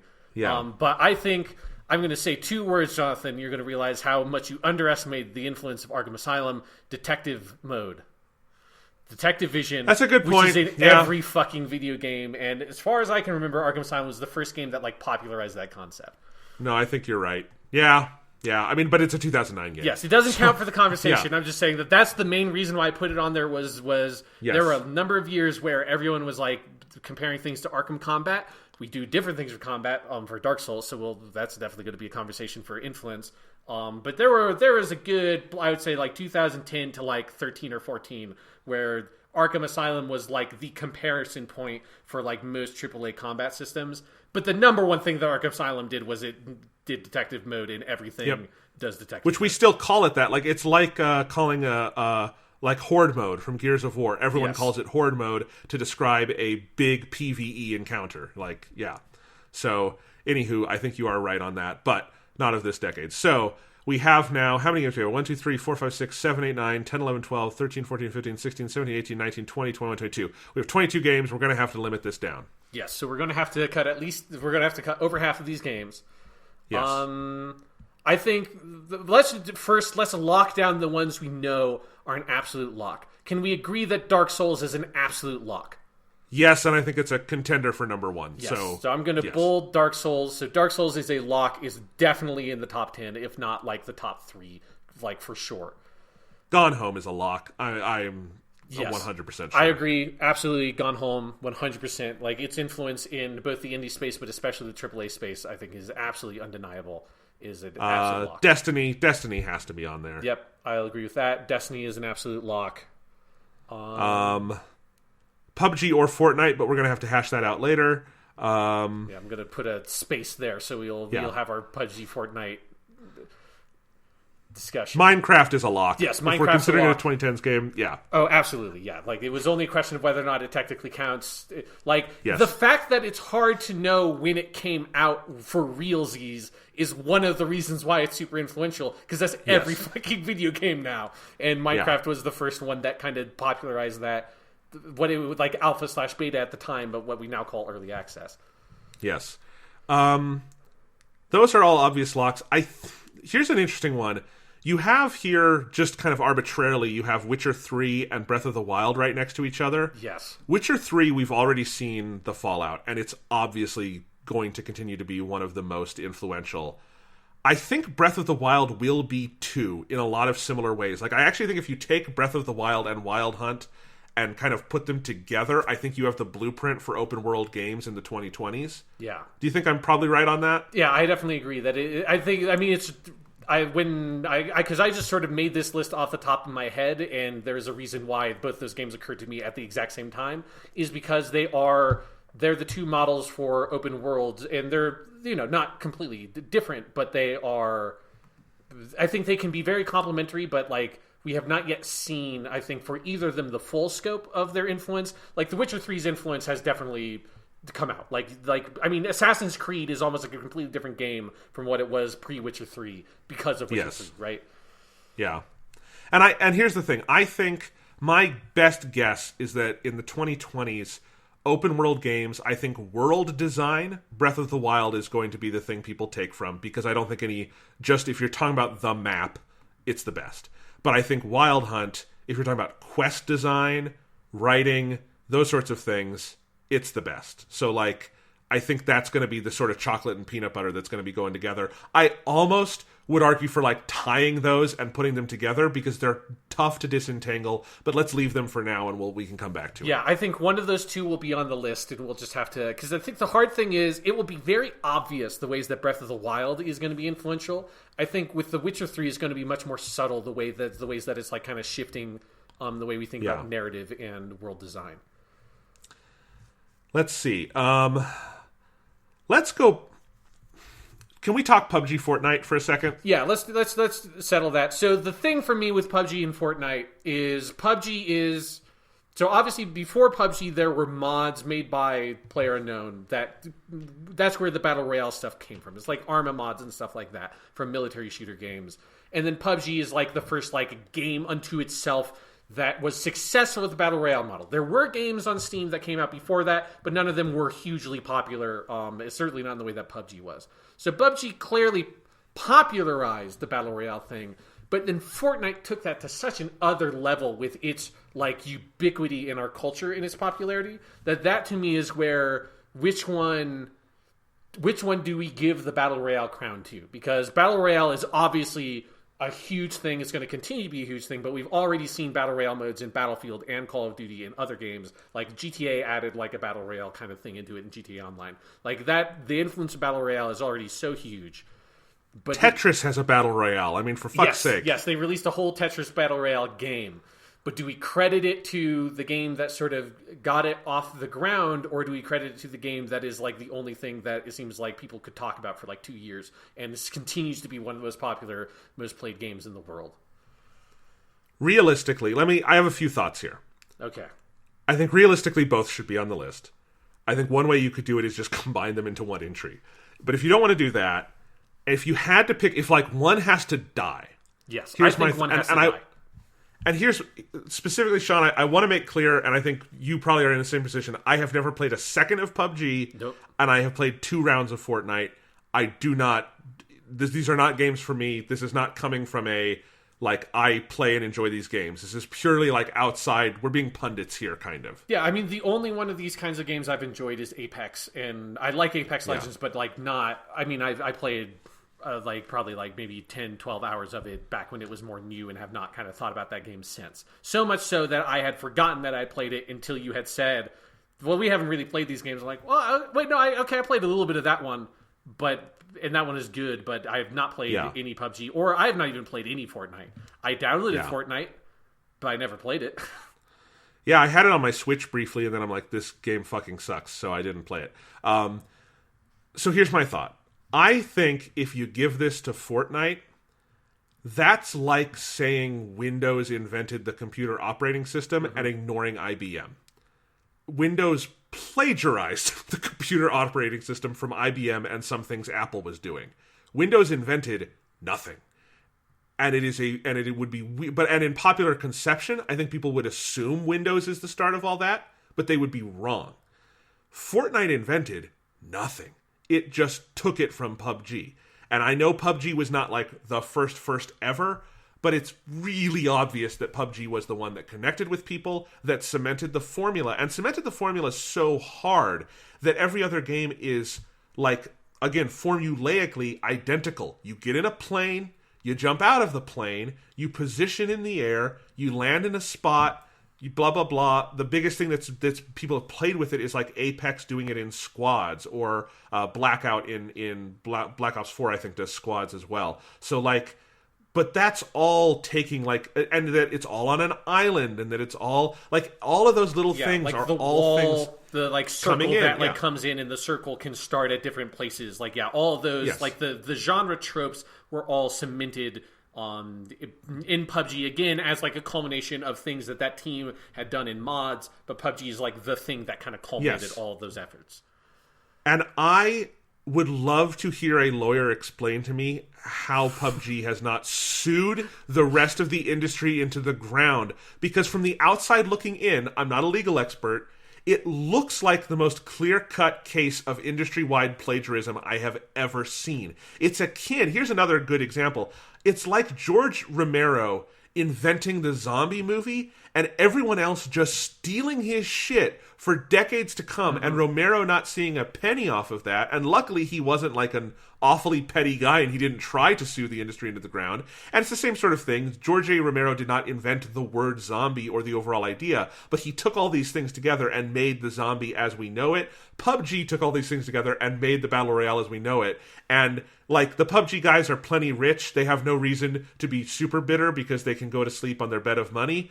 But I would be a little bitter if I was the person who did PUBG, and then I saw Fortnite plagiarize my game and make even more of a mint off of it. Like, so that's like, kind of, because I agree with everything you said, and, like, another wrinkle on that is, I don't know if you remember this, like, the drama from back when all this stuff was first coming out, but I mean, one, it's important to remember that Fortnite, the thing that Fortnite adds to the Battle Royale formula is the building stuff, because Fortnite originally started as a Minecraft clone, basically. Yes. So even if we put Minecraft in there, that kind of takes that element out of what Fortnite did. And then also, Fortnite is made by Epic. Epic's, like, the main thing they do in video games is, like, create and support the Unreal Engine, which they licensed to the studio that made PUBG, which was part of the whole drama of, well, you helped us create tools to make the 100 multiplayer Battle Royale thing work in Unreal Engine, and then you turned around and used those tools to make a free Battle Royale mode in your game that wasn't even ever that. Like, original Fortnite, which nobody fucking plays anymore, is not a Battle Royale thing at all. It's like a cooperative zombie survival building game.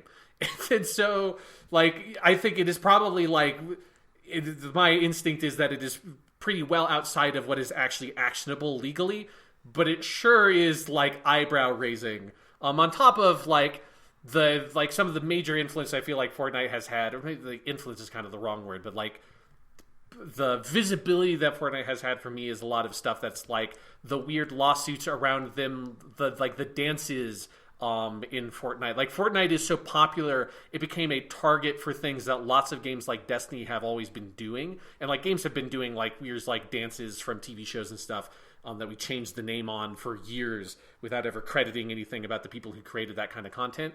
So Fortnite's like biggest influence is, for me, more comes from its like massive visibility and less from anything it's done as a game. But I think because it's PUBG, and let me let me paraphrase something I've heard. Bernie Burns on the Rooster Teeth podcast has said this, and I actually think it's a really good way to think about it. If one person steals your shit, it's plagiarism. If everyone steals your shit, it's a genre. Yeah. Right? And that's what happened. There's a reason why we're not also talking about here, Sean, Apex Legends and Black Ops 4 and whatever else has stolen the Battle Royale thing. The only reason Fortnite is in this discussion at all is because of its visibility and its success. But if we were just ranking games by their success, you wouldn't need us. You can go look up the highest grossing games of the 2010s, and on that list, GTA 5, Minecraft, and Fortnite are at 1, 2, 3, and probably PUBG as well. But that's not what we're here to do. I don't think there's any reasonable way to say it's Fortnite, because PUBG is the one that threw the rock in the water and started the ripples. Yeah, I agree. So PUBG is right now we have 5 games locked in: Minecraft, Yes. Destiny, Dark Souls, Gone Home, and PUBG. I think those are all. That's a good 5. I think to do a different tactic, I think we should cut GTA 5 and Red Dead, because I don't like. This is something you've said multiple times, Jonathan, that like GTA 5 is, like, depending on how you measure it, maybe the most financially successful, or GTA Online specifically, the most financially successful video game ever. Its only competition being something like a Minecraft or like Tetris, if you combine every single version of Tetris ever released into one like mammoth, which is not really fair, then it can kind of compete with GTA 5 and GTA Online. But other than like Red Dead Redemption 2 and Red Dead Online for Red Dead Redemption 2, I have never seen anything that I feel like I could describe as GTA having influenced something in any other game. Yeah, because, and here's my line on it I always use, is GTA 5 is the James Cameron's Avatar of video games. James Cameron's Avatar was, until this year, the highest grossing film of all time. If you adjust for inflation, it still is, obviously. Well, if you adjust just for inflation, it's gone with the wind. But, like, Endgame just eked out, like, $10,000 more, but in real ticket sales, obviously, that would be less. Avatar, makes $3 billion, and it left no imprint on pop culture. It is... someone needs to one day write a book about that. How does a movie make that much and leave no impact on pop culture? It's insane. GTA 5, I also want that answered. And for GTA 5, it's a little easier for me, which is that GTA 5 isn't even a game of this generation. It kind of is, in that it came out on the PS4 and Xbox One eventually, but it felt creaky when it came out in 2013 because it's a 2000s game. Yeah. It's not a 2010s game. It is GTA 4 with a coat of paint. It looks nicer. It plays marginally better. The shooting is better. I think the driving you could have discussions on, but it's souped up a little more, but like in its overall design, in its writing and everything, it's the Outer Worlds syndrome. It was a dinosaur when it came out. It's more of a dinosaur today. And the GTA Online stuff, you can do a lot of silly videos in it. It benefited from the Let's Play culture. I think if you were going to make any argument for GTA 5 being on this list, I would think it would be how it has intersected with Twitch streaming and Let's Play culture and that sort of thing. But Minecraft has that covered way more than GTA Online does. Yes. Like Minecraft created, again, this is like good things and bad things. I mean, Minecraft is what put fucking PewDiePie on the map. So that's not GTA, that's Minecraft does that more. Exactly. So I think GTA 5 is fascinating because it is this ridiculously high-selling game that just left no creative impact on the industry whatsoever, and kind of couldn't because it brought nothing new to the table. Red Dead 2 did, and I actually do think I would not be surprised if developers in the future take some things from Red Dead 2, but even then a lot of the things Red Dead 2 does I think are sort of, it's the first time it felt like Rockstar played some other games before making their game, because Red Dead 2 feels influenced by some other things. So yeah, I think because of that about GTA 5, and because we don't know what Red Dead's influence is going to be, I would strike those two as well. All right, so I'm cutting out both of those. I also want to make it clear with the GTA one that While like neither of us have personal time really. I played a couple of hours of GTA Online when it was new, but like neither of us like play GTA Online. But I do watch the GTA Let's Plays from Achievement Hunter, so this is not just like us sniping from the outside with no like experience of that stuff. I have seen must be like 60 plus hours of GTA Online being played. And I'm very familiar with like the ins and outs of what that system is like, and fucking I've never seen anything adopt it. Like GTA Online is weird and creaky, and like it there are things it does that are very cool because doing a bunch of GTA stuff in a big online environment is very cool inherently, but the like mechanisms by which that system is designed are so bad that it's good that it's not influential in that way, because it was the same thing when Red Dead 2 Online came out. It's like, it is cool to be able to play with these mechanics in a big world and with like friends and stuff, but the actual systems they've designed to put that all together from like a like UI and all that kind of stuff, it's just they are not good at that side of the online experience. Yeah, to be clear, I have played a lot of GTA Online with my brother. GTA Online is horrible. Yeah. It barely functions. It is so hard to get things to work. It is an awful mess of matchmaking systems, and like everything is confusing and obfuscated. It's bad. The reason it's entertaining in Let's Plays, like to take the Achievement Hunter example, because I've watched those too, it's because the Achievement Hunter guys are super creative and they find fun ways to like kind of break the game. Like, do you remember when they did all those heist videos while we were waiting for them to add the actual heists? And their silly made up heists that were just completely outside narrativized were way more entertaining than anything Rockstar actually introduced with the heist mechanic. So that alone says something to me. Like that's a triumph of like the Achievement Hunter office, not the game GTA Online. Absolutely. So that's why those are strucken from the list. Just looking at some of these other ones, just for ones I have more experience with, Sean. Yeah. Diablo 3, I don't think would make the cut of the top 10 for me, just because like I haven't seen enough other games make the leap as well as this has of doing the PC to console thing. And or like the incredible inventory management and whatnot, and like it should, but I feel like I don't know if you have a different argument. So one of the reasons I put Diablo 3, so Diablo 3 was partially for like the console version thing, which I agree with you, like nothing else has kind of done that as well, but it also like, I mean, Overwatch is, like very popular on consoles and stuff, so like there's a vector there of Blizzard getting in through that, but also Diablo 3, the whole story and saga of Diablo 3's launch is, to me, the template through which Destiny, The Division, and like Anthem is a variation in which like either we haven't seen Anthem come up again with Anthem Next, or Anthem is just dead in the water. But a lot of games have done this thing of came out, huge backlash, people hated it. Like, lest we forget, Diablo 3 came out, launched with a real money auction house, which they ripped out of the game in like a year or so. But it was like bad fucking ideas, poorly managed, like community reactions to community expectations. And so like that narrative was so toxic around Diablo 3 when it launched, and then the game built itself up again with updates and expansion packs, and then the console releases, to where like now Diablo 3 is such a success story that fucking Activision had the Diablo guys go over to Bungie to help them out, like to turn Destiny around. So I don't know if that's enough to push Diablo 3 into the top 10 for us, but that for me was like the reasoning I had for like wanting Diablo 3, like at least in the consideration, was Diablo 3 was the game that like templated what was, especially in the early years of this generation, or like the mid years of this decade, the fucking just the quagmire of AAA games that all these games came out, fucked at launch, and like about half of them pulled themselves out. Diablo 3 was the one that set that kind of weird model we're in.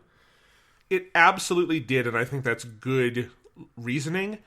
I just think, like, if we agree Destiny is a lock, Destiny feels like it kind of tells a lot of that story too. And I think the reason Destiny maybe tells that story even more cleanly is that Destiny was not a sequel to a well-established... Like, part of it with Diablo was also the Diablo 2 casting such an impossibly long shadow that they were kind of bound to fuck it up at launch, because like Diablo meant so many different things to so many different people. I overall like I do agree, and I think maybe Diablo 3 could, like, I would not strike it from the list yet. I think we should look at some other things. It's just some of that is like I feel like it and Destiny can't both be on the list for some weird reason, and I don't even know why I fully think that, but that's part of it for me. I get that. I'm going to move Diablo 3 like down below the list. I think it will probably get cut, but let's go through other stuff to cut first. Let me ask a couple questions. Far Cry 3. Yes. Explain. I don't doubt that there's a reasoning for it, but I want to hear more about it. So I struggled really hard with what is the Ubisoft game to put on the list. And I have two. I have Far Cry 3 in Rainbow Six Siege for two different reasons. Siege is on there for the, like, kind of with Diablo 3 and Destiny. It's the game launched kind of rough. Ubisoft supported the hell out of it. It is now one of the most popular online shooters.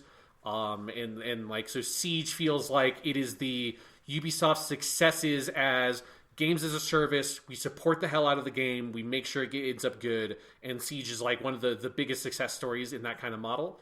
Far Cry 3 is on there as there were lots of games that built up to the Ubisoft game. You had your Assassin's Creeds. You had, well, I think Far Cry 3 was a little bit before Watch Dogs, but you had like your towers, the collectibles, like the things we associate with the Ubisoft open world game that now in a post Witcher 3, post Breath of the Wild world, Ubisoft is starting to move away from. But goddamn, for most of this decade, most open world games were made in this exact template, and a lot of them were coming out of Ubisoft, but also stuff like Horizon Zero Dawn, you looked at as like, here's a game where it's like a smallish open world relative to something like Witcher 3 or GTA 5, which are big open worlds. These are like a little bit more contained with like subdivided areas that you have to take over with like, do you buy maps that have a shit ton of collectibles that just pop up everywhere on the map? You have like 5 to 6 mission types that are of like a certain kind of like, here's the assassination missions, here's the race missions, here's the whatever that like populate the map after you unlock the stuff. You unlock areas of the map by climbing up a tower and either looking at it, or in Far Cry you like hack into the box or whatever that gives you the surveillance over that area. It's like the tight gameplay loop that they like gamified the shit out of for open world games. The best game I can point at to be the one that like, this is the one that like they built up this big snowball with all the like Ubisoft open world games before Far Cry 3. Far Cry 3, by jumping to this whole other Ubisoft franchise and a different genre in first person shooters, but implementing the exact same design philosophy for it, I feel like Far Cry 3 was the game that pushed the ball down the hill. And Far Cry 3 sold extremely well. It's a very good game, but it's the one that like caused the like 2012 to 2016-ish, like those 4 years of open world game design, like Middle-earth: Shadow of Mordor, fucking Horizon Zero Dawn, all the Far Cry games, the Assassin's Creed games pre-Origins, all of those feel like they got made in that model, and Far Cry 3 is like the one I'm putting as like the stand-in for the whole Ubisoft open world thingy. Yeah, and I guess the only pushback I would offer, not having played Far Cry 3 or the one I'm about to name, is that it feels to me, wouldn't it kind of be Assassin's Creed 2 in 2009 that really gets that, and then maybe these are iterating on it, but like it feels to me like that's the seed. I feel like they had like Assassin's Creed 2 is like, it is the seed. Like you're right. Like those, like they built it up in a couple of games before Far Cry 3. But there's something about the design of Far Cry 3 that was the one. It's like here you go and hunt the animals and like for like little collectibles that you build like the quiver out of and the wallet, like, and the skill tree in Far Cry 3. Like Assassin's Creed 2 was still far enough away from the like full RPGification of video games that Modern Warfare set in motion, where I feel like by the time you get to Far Cry 3, they put all the like RPG mechanics into it as well, and that's to me like maybe part of like the defining element of it is these like very like razor thin kind of cheap RPG like carrots on a stick that you follow that are mostly meaningless but kind of push you through to the next kind of like paper cutout objective, next like treasure box And I've played a lot of these games, and to me, it is a little bit hard to pick just a one game. One reason why I wouldn't pick Assassin's Creed 2 is it's a 2009 game, and so I want to kind of mostly contain this to games that came out technically in the decade. And Far Cry 3, man, there's just something that's like, to me, it is the one that like, there's the pre-Far Cry 3 Ubisoft games, which built up to it, and then the post-Far Cry 3 Ubisoft games up until maybe like Far Cry 5 in Assassin's Creed Origins. They just made the same fucking game like 7 times in a row. Like Watch Dogs, totally yes. Like that game is made absolutely in the same model as Far Cry 3, much more so than Assassin's Creed 2 or its sequels. I think I will buy your argument for Far Cry 3. It might not make it to the final list, but let's like move it up and like pencil it in that it might go there. Okay, I'll move it up, and then next to it, I'm going to like type in like Ubisoft Open World or something to make like why it's, because it's not there for like Far Cry 3 being like this brilliant first-person shooter that changed first-person shooters. It's 100% there as like your Ubisoft game that Ubisoft just made like 7 of in this fucking decade. But with that, I would cut Rainbow Six Siege, because what you said about Rainbow Six Siege sounds an awful lot, again, like Destiny, Diablo 3. I don't know if it on its own earns a place on this list. I think I agree. I think there's like some nuance there with how it handled it, but I don't think it's different enough to earn a place on the list, so I'm gonna cut Rainbow Six Siege. I'll just say you had a lot more to say about Far Cry than Rainbow Six. Yes, I definitely think Far Cry 3 is much, much more influential than Rainbow Six Siege was. Okay. Looking at these again, I think Overwatch is a great, fun game that is, I think, kind of too light and sugary to be one of the... I don't know. Mm-hmm. It doesn't feel like... It feels like it's in kind of the flood of like the Fortnite, Minecraft, like big fun multiplayer games that streamers are popular streamers, but I don't know what Overwatch specifically brings that would be in the top 10 here. So for me with Overwatch, like I'm not sure if I'd put it in the top 10 either, like partially because Overwatch is very much an expanded Team Fortress 2, like Team Fortress 2 set the model that Overwatch is walking in, but we shouldn't forget the absolute fucking glut of hero shooters that came out right around Overwatch, to the point where like people couldn't keep them all straight, like Battleborn from Gearbox, which is just now getting its servers shut down because nobody fucking played that game. You've got like Paladins. There's just a lot of those games, and none of them have been successful enough that I think that's one of the reasons why maybe Overwatch doesn't make the cut. But there was if we made this list like 2 years ago, I think you could have there'd be a much stronger argument for Overwatch. But so many of the games that sort of mimicked Overwatch just died immediately on the vine, and Overwatch is the only one that's been successful, unlike PUBG, which has produced Fortnite, it's produced Blackout for Black Ops, it's produced Apex, it's produced a bunch of games in its model that have been successful in their own right. Nothing else replicated the success of Overwatch. And that's my point. To put it another way, Sean, I think one thing we need to think about here is trend versus fad. Yeah. I think PUBG started a trend. It arguably created a genre. I think Overwatch kicked off a fad, and it was a fad that clearly had no legs. I would also say the same about Pokemon Go.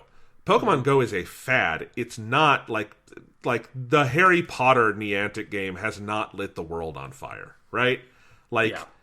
Even for its Pokemon Go also I think had sort of I don't know if I'm arguing against Pokemon Go being on the list. At the point where Hillary Clinton made the Pokemon Go to the polls reference, I feel like Pokemon Go almost is too big not to be here, but it is one where Pokemon Go is just a shitty fucking game. Yeah. It was a trend that has mostly died off. It clearly is still popular, but people don't talk about it anymore. It has not set off, it is clearly not become the model for a bunch of successful mobile games. Nintendo did a sort of Pokemon spin-off for the Switch in Pokemon Let's Go, but that has pretty cursory connections to Pokemon Go. So that's another one where I think trend versus fad is one way we can think about these things. Yeah. So I deleted Overwatch because I think the argument against Overwatch was good. I think we can go ahead and delete Pokemon Go. I'm going to be honest. The only reason I really put it on there was because it was super successful, and because I remembered the Pokemon Go to the polls thing. And we have to say that at least. But yeah, it's like it feels like nothing that Pokemon Go did that was sort of relatively unique. Like Niantic had made games before Pokemon Go, they just weren't successful. That did the Geo stuff, but nothing else. Like Niantic is the only company that makes those fucking games. You have like Minecraft Earth that is somewhat like that, but it's different enough and so new that we don't know like how that's going to take off. But yeah, like Pokemon Go, I'm going to go ahead and delete it. But that leaves the black sheep on this list, because neither of us have played it, but I know it's super influential, is Clash of Clans, because it's a mobile game that I wanted to put a mobile game on here because specifically I was like, where the fuck did the loot box bullshit come from? Like, where's the vector through which that happened? Because like I couldn't nail down any AAA game that I felt like, well, this is the AAA game that did the loot box thing and everything else did it, because it all kind of happened around the same time. And a bunch of games were doing it around the same time. So I was like, well, let's try to trace it back to the source. Let's go to the like nest of mobile games that do this kind of stuff. And you have gacha games in Japan that do this, but I feel like that's a little bit different than what we got. And the best I could find to trace it down to, the most influential and successful of these, is Clash of Clans, which has also spawned a bunch of spin-off games on mobile, like Clash Royale and stuff. This is a game that I have several students that play it a lot, and it is like almost like a light RTS kind of game. It's sort of hard to describe the gameplay, especially since I haven't actually played it. I've only ever seen it be played. But it does a lot of the kind of asynchronous, asymmetric game multiplayer gameplay kind of stuff. And it's a lot of here's your like energy bar bullshit that mobile games do. Here's your like loot box kind of stuff for unlocking characters and all that kind of nonsense.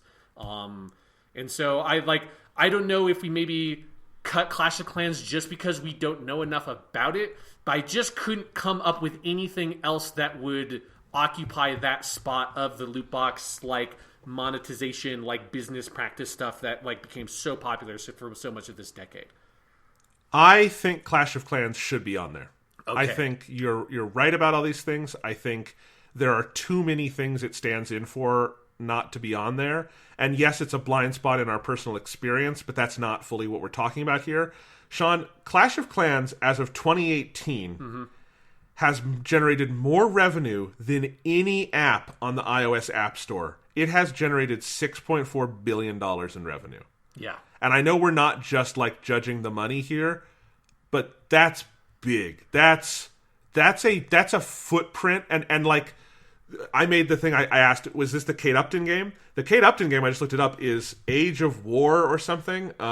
Game of War, which was a $40 million ad campaign with her. That's why I know about it. It was on, I don't know if you remember that, but it was on like every webpage you'd go to, like that sort of thing. And it went for years. And like, and you look, I'm looking back at like contemporaneous news stories about this, and the reason, and they all cite Clash of Clans as like, that's the one that kicked off, and now there's all these other games that are collecting tons of... Game of War was making $1 million per day at some point, according to Bloomberg, and that's why they were spending these kinds of crazy amounts, and I feel like one of them has to be there, because just because we don't play it doesn't mean that space isn't rife with these, and obviously it's come over and infected sort of mainstream gaming spaces a la Battlefront 2, right?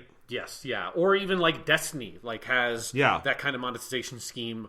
Which, yeah, like obviously Clash of Clans was not the game that invented that, but like the reason why this is the game that like the money metric is the most persuasive for it being the most important or influential for that kind of thing is because the whole thing that's influential about it is its monetization mechanics and it's how it makes the money. Yeah, so it being the most successful one of those is the reason why everyone else is using those kinds of monetization schemes. So go ahead and throw that on there. Yeah, so I put it up with our 6. So we now have 6, so we need to fill 4 more. And there's a couple games we haven't talked about yet. So all right. Yeah, let's go through the ones we haven't discussed at all. I think you can take Skyrim off. I think Skyrim is pretty firmly a last gen game of the past. It is hard for me. I like, especially once you have like Fallout 4 coming out and everyone kind of not rejecting it, but being bored with it for being the same thing Bethesda had done for years and years. Like Skyrim is a great game. There's a lot of good things about it. I think it is increasingly a product of history and not something that is present with us, even if it's very successful. I agree, and especially because either Witcher 3 or Zelda is going to be up there. Like, those would be the games that, like, I feel like kind of usurp the influence that Skyrim would have had. So, I'll delete Skyrim. I think The Last of Us is a great game that has great narrative stuff. I don't know if it's been fully influential this decade compared to some of the other stuff we've talked about. How do you feel about it? No, I would say, let's just as like the example for Uncharted 4. Uncharted 4 got a lot from The Last of Us, but it's the same studio. Yeah. Uncharted 4 also got a lot from Gone Home, and that's part of why Gone Home is a lock for us and Last of Us isn't, because Gone Home then went and, like, every AAA developer was finding a way to put Gone Home in their game. The Last of Us is one that, like, I think it's probably one of the most respected games in the industry.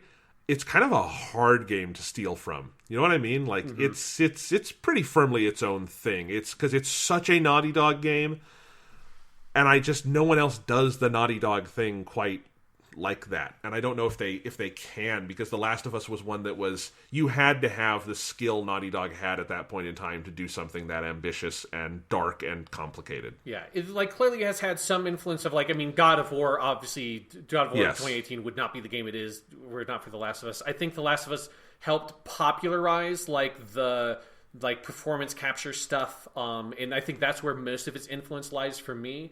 But, like, it's hard to pin that on just, like, The Last of Us. I think it was because I think people underestimate just how successful The Last of Us was. Like, it is by far Naughty Dog's most successful game. It sold over 10 million copies, but I think it sold 20 million at this point. It was at 18 at some point. Yes, yeah. So probably, like, with the remastered version in time and in anticipation of Last of Us 2, it's probably past 20 million.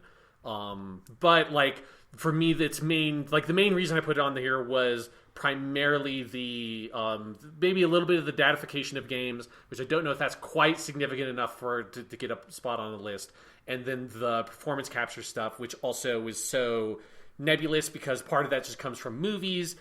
Like, Naughty Dog had been doing that for a while, and it became more popular post Last of Us, but I think it is not enough to keep Last of Us, so I'm going to cut it. Yeah. Hearthstone is an interesting one that I also kind of asked the trend versus fad thing, and I'm not sure if that's a trend or a fad. Hearthstone is an awesome mobile card game. Yeah.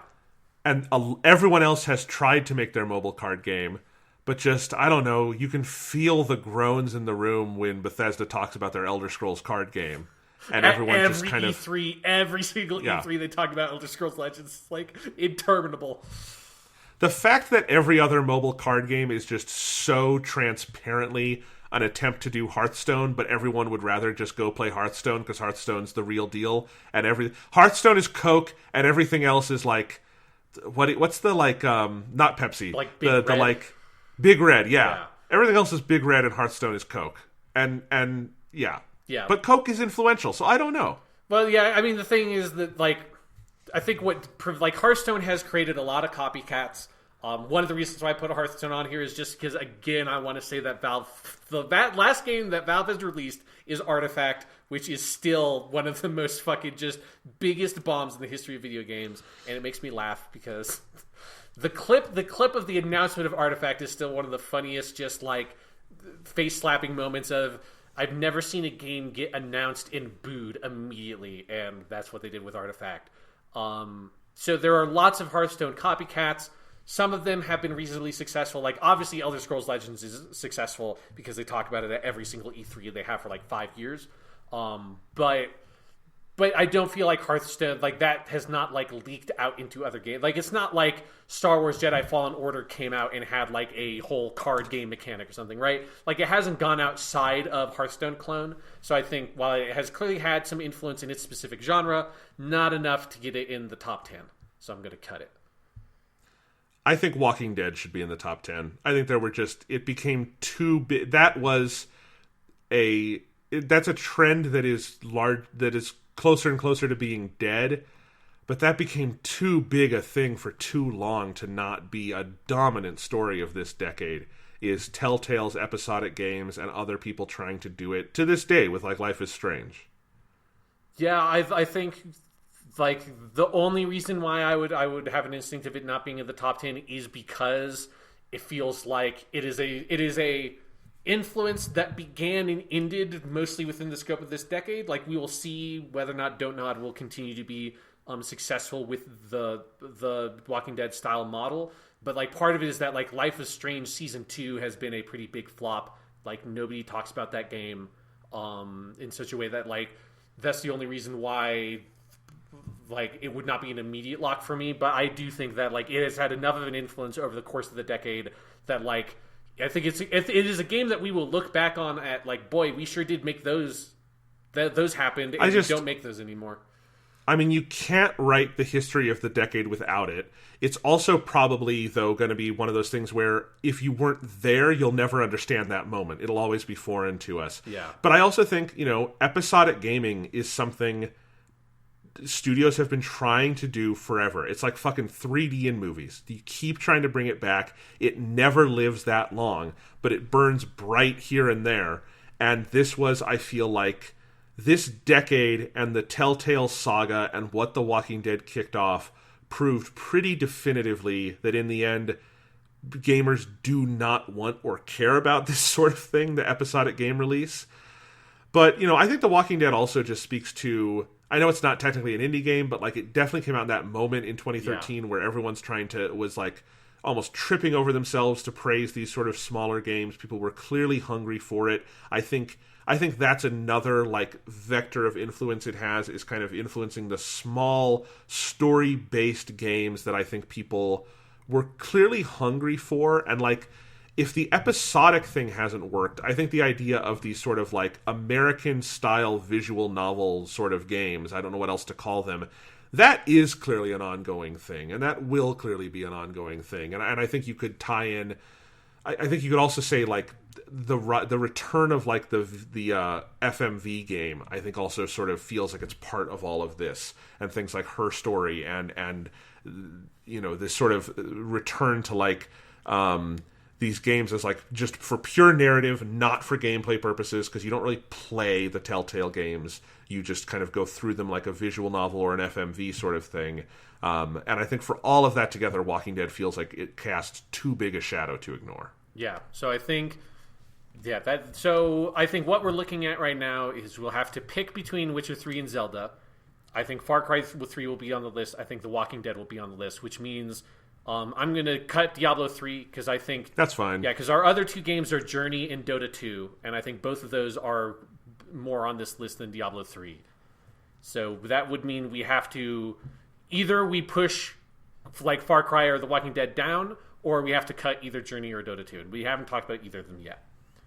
So I'll just go ahead and say, for me, for Journey, the number one reason that Journey's there is because Journey is the game that popularized the asynchronous, like drop in, drop out multiplayer. I guess it's not really asynchronous, but like you're just playing your game and then someone else is there. It is a thing that like Destiny does that. I would also say that like a lot of like the kind of the online Dark Souls stuff feels like Journey was the game that kind of like cemented that. Like lots and lots of games this generation have really pushed this kind of like seamless online multiplayer concept where you never deal with a lobby, you never know when you're connecting with other people, you're just playing your game and oh hey, there's someone over there and you can like go like do a quest with them, you like fight on a public event, whatever it is that other games do. Like Journey in its own little simplistic narrative way, like that to me is the influence that game has had. I think that makes total sense to me. And I think I would probably favor that over Dota 2, because I think Dota 2 is more of a financial success argument, and Journey is more of it has left imprints on the art itself in its evolution, which I think is a deeper imprint. Yeah, for me, the main thing that puts Dota 2 on the list is that, I mean, one, like, MOBAs have been hugely successful for the past 10 years. League is technically the biggest one of those. Specifically with Dota 2, this is kind of like with Clash of Clans. This is a lot of the monetization models that Valve has used with Dota 2 have like seeped outside of that game. And so things like the Battle Pass concept, which is becoming more and more popular in other games, Apparently with Shadowkeep, Destiny has a battle pass, Apex Legends has a battle pass, and a battle pass is basically a thing where you pay money to like purchase a like in-game item sort of thing that as you play the game you complete challenges and level it up, and as you level it up you get new rewards. So like for Apex, as you play games, maybe it's like a hey, win 3 games as this character and then you'll get this much experience to the battle pass, and then you'll level it up, and when you get it to level 15 you'll unlock this skin or something like that. That has started to leak out, and as far as I know, Dota 2 was the thing to create that. I know that Dota 2 is where we got the term Battle Pass, and that's what everyone else calls it.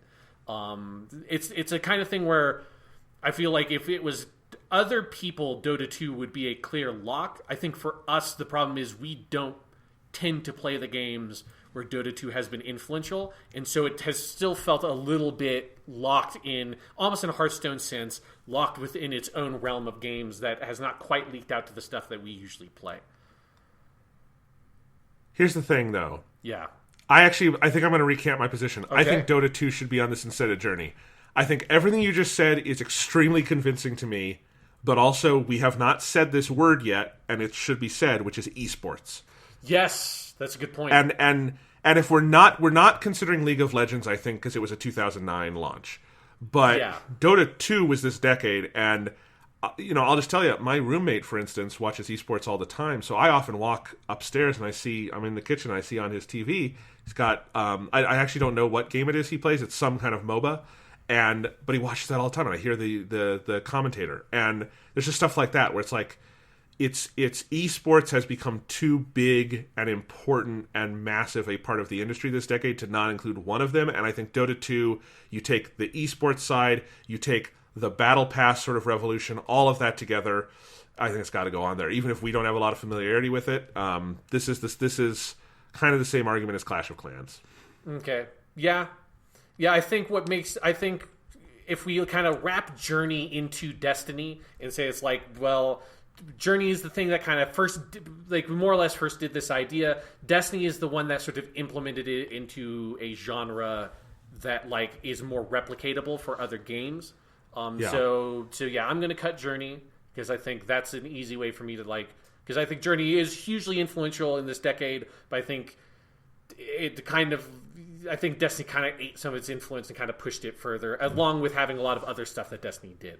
And you're right, like, because the esports thing is not just like esports game, like traditionally what you'd think of as an esports game. Like so many studios and games are pushing and like trying to do the esports thing, and that has been a huge trend that is not going to stop because it makes tons of money. So yes, I'm going to cut Journey, and Dota 2 will be there. So now is the time. We have 11 games, The Witcher 3 and Breath of the Wild. We have to pick one. Why do we have to pick one? I think both of them should be on here. I don't know why we have to pick one. I would feel this would be a weird fucking list if it was missing either Breath of the Wild or Wild Hunt. Now that I look at it, I think it would be weird to say the 10 most influential games of the decade don't include both of those. It would be actively weird to me. What would you cut instead to have both? Far Cry 3. I would cut Far Cry 3. I think Far Cry 3 it's representational of a trend that it itself did not kick off. And I think all of these games, the other games on this list, in and of themselves, had more of an influence and impact. I just feel like there's so many games that chase that. And it's almost kind of like with the Walking Dead thing. We have moved past it, but it was so much, like it dominated the whole like middle period, like early and middle period of these consoles. It did, but let's say we predict like Breath of the Wild, clearly in the acclaim it got, in the love it has, in the respect it has in the industry, is going to be one of the most influential games from this decade. But I don't know how you could have Far Cry 3 on here and not put on the game that killed its kind of game, which is The Witcher 3 Wild Hunt. And that's why both of them kind of have to be on there for me. Wild Hunt took the Ubisoft game, stepped on its neck, and shot it in the head with a crossbow because it's high fantasy. Yes. I mean, Do you get what I mean? Like, yes, no, I get what you. I mean, obviously, The Witcher 3 and Legend of Zelda are both hugely influential. I just feel like it's that kind of thing where I feel like both their influences are kind of so close. You know, like they're both like because they're both the games that shot the Ubisoft open world model in the head. Like they kind of together have created this open world era that has killed it. But it kind of feels weird to not have. It feels weird to not have the thing they killed on there also. But we're not ranking the most influential or important trends of the decade or movements of the decade. We're saying the games. And like all the individual Ubisoft open world games don't leave much of an impact. The overall sweep of it leaves an impact, but the individual games don't. Witcher 3 and Breath of the Wild both leave a big impact, in part because they line up all the heads of the Ubisoft games and kill them with one bullet. Yeah. And that's why I feel like both of them have to be on there, because I don't think... I get what you say about Far Cry 3. I'm not as convinced like that's the one that did it, in part because like, you know, we'd seen Watch Dogs in development by the time Far Cry 3 is out. Far Cry 3 wasn't made and then Watch Dogs decided to add 1 million towers, and like that's how Ubisoft was doing things. Like so Far Cry 3 feels to me like we're combining games and the individual game itself is not so important. Whereas the rest of these, I think you can make a very clear, cogent argument for the game itself being... Maybe it's standing in for and telling a story about a lot of different things, but the game itself has a footprint that is massive. I think you're maybe underestimating it with Far Cry 3, but let's make Ubisoft Open World an honorable mention. Let's make it the special jury award. Yeah, because I think we're identifying where it's like, because it's so difficult to pin down the individual game, because it's like Ubisoft as a studio almost is really what we're saying. Yes. So yeah, I think that's fair because it's like a weird exception. We'll give that the special jury award because you've done that with all your lists. We'll give that to Ubisoft Open World, and then we'll put both The Witcher 3 and Breath of the Wild on the list with The Walking Dead and Dota 2. So that feels good to me. Yes. So this is our list of 10 that we now need to rank. Is going to be Minecraft, Destiny, Dark Souls, Gone Home, PUBG, Clash of Clans, The Witcher 3 Wild Hunt, The Legend of Zelda Breath of the Wild, The Walking Dead, and Dota 2. I'm going to say Walking Dead Season 1. Yeah. Yeah. So, do you want to start at the bottom or the top? I often find it easier to try to identify the number one because it orients us. Yeah. I'm going to go ahead and say that our top three are our top three. I think Minecraft, Destiny, and Dark Souls are the top three.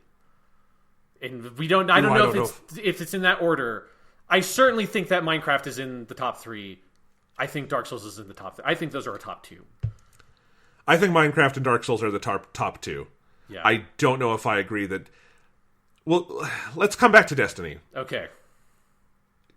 Can I make the argument for what I think number one should be, and you can rebut? Okay, yeah, go ahead. Or agree.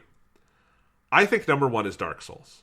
And I think it's here's the thing. Dark Souls shows up in so many facets of game design. And I think in places you wouldn't expect it to be. In ways that its predecessors, things like a Metroid or a Castlevania Symphony of the Night, have not gone out there and maybe done those things. And obviously it brings in a lot of other things like sort of the asynchronous multiplayer, and its general, positioning to combat and difficulty. It's such an interesting stew that shows up in so many places as a clear, so much of the art of the 2010s could not exist without the influence of this weird Japanese super difficult game. Minecraft has had an incalculable impact on the business of gaming. It has had an incalculable impact on, I think, how games are advertised and disseminated to the public. But I think when you and again, that we're saying the influence for both of these is high because we agree this is at least the top two. Yes. But I think Minecraft has had less of an indelible influence on the art itself. Because most of when people try to ape from Minecraft, what you often get is they are trying to make their Minecraft. And that usually fails because it's the Coke versus Big Red thing. not all the time. You have games like Dragon Quest Builders 1 and 2 that have taken Minecraft and built on it in really beautiful, fun ways. They're also not like giant, massive sellers threatening to topple Minecraft. I think Dark Souls does not have that commercial footprint, but I think what it has left in like the DNA of gaming is so deep that to me it kind of has to be number one. And I think the fact that it does that without being the highest selling game of all time is almost more fascinating to me. And I have this opinion, it's not just recent, some of this is a little bit of recency bias in that I played Dark Souls this year, but that also kind of allows me to have this opinion because I played Dark Souls this year and it's so much clicked of like, that's where The Witcher 3 got its combat from. Not its exact system, but like that's why Geralt weighs so much. And, that's okay. Now I've played Jedi Fallen Order. That's why they made this Star Wars game so weird. And it just pops up everywhere and I think is going to continue to do so. It invented its own genre essentially. And I know that Demon's Souls really is the progenitor of that, but Dark Souls is the one that everyone points to and played and obviously kicked it off. And that we have the phrase out there, Soulsborne, like we had after Symphony of the Night when people started saying Metroidvania, like that's a part of the lexicon that is different than saying Minecraft clone, which is I feel like is all you can say about Minecraft is people trying to steal Minecraft and figure it out and reverse engineer it, and you don't have as much of people going out there and saying I'm gonna make a Dark Souls game because it's really hard to do that. But I'm going to make my game and I'm going to take some influence from Dark Souls because it's in the DNA of the art I make. That's a level of pervasive influence that I think is different than what Minecraft has, and that's why it would be number one to me. I would say the difference is that I think like the influence of Minecraft in terms of game design and game mechanics is more subtle than it is with Dark Souls. Like with Dark Souls, it's like all of a sudden attack buttons are on R1 and R2. And it's like big weighty animations. We like our limited heals. We like the more difficult combat stuff. With Minecraft, it's like there was crafting in video games before Minecraft. There was a lot more crafting in like random. Like that's part of like the Ubisoft open world thing is like all of a sudden you're just like crafting weird shit all the time. It's like you need like 5 like gizmos to craft your grenades in your inventory. The general emphasis on finding individual component pieces and then in your inventory putting those together to create some sort of other item. Again, Minecraft is in no way the first game to have done that. Like that's a very old concept in video games, but boy, do lots and lots and lots of games do that kind of thing after Minecraft came out. So for me, that's the biggest influence Minecraft had in terms of game design was just. And some of it, a lot of it is games doing it poorly and like doing it as some sort of unnecessary extra little like bit that's like, well, why not just pick up grenade? Why do I have to pick up like these little things that you then make into a grenade? Some games like The Last of Us do it really well in terms of like resource management. Other games like a lot of the Assassin's Creed games like Revelations that started doing that shit, just bad. But then the other thing with Minecraft is it is the... Like, that's the early access game. That's the game that made the, like, we have this weird, small game that is kind of high concept, fairly unique looking, made with a pretty small team, that we put together and we release, and then we evolve it over time. And that's our model for video game release. And that has been such a huge influence on the entire market. Like to the point where like eventually Microsoft created their own like Xbox preview program, right? We are in this situation where there are lots of games that come out that are like, is this the actual release of the game? Like think of like when like No Man's Sky came out and the amount of people that are like, this is an early access game that didn't come out in early access. And it's like where the way we talk about Soulsborne is like we also talk about early access. And of course, like there are other games that are in that conversation as well. Minecraft itself was not literally an early access game, but the titanic success of Minecraft is clearly what made that feel like a viable business strategy and pathway for lots of particularly smaller developers to make their game and kind of get money to kind of like push it forward. Like I also am curious whether or not Kickstarter would be a thing if you didn't have Minecraft there as like another thing that like shows us like you can release a game and make money for it in like small bits and then like kind of use that to fund yourself in the way that Kickstarter and like the crowdfunding platforms feel like they also are so tied into the early access kind of ethos that like completely change the way we think about how video games are released. Like whether or not like the video games actually have like a hard release date or not, we still think about it in terms of like, oh, like this is a game that like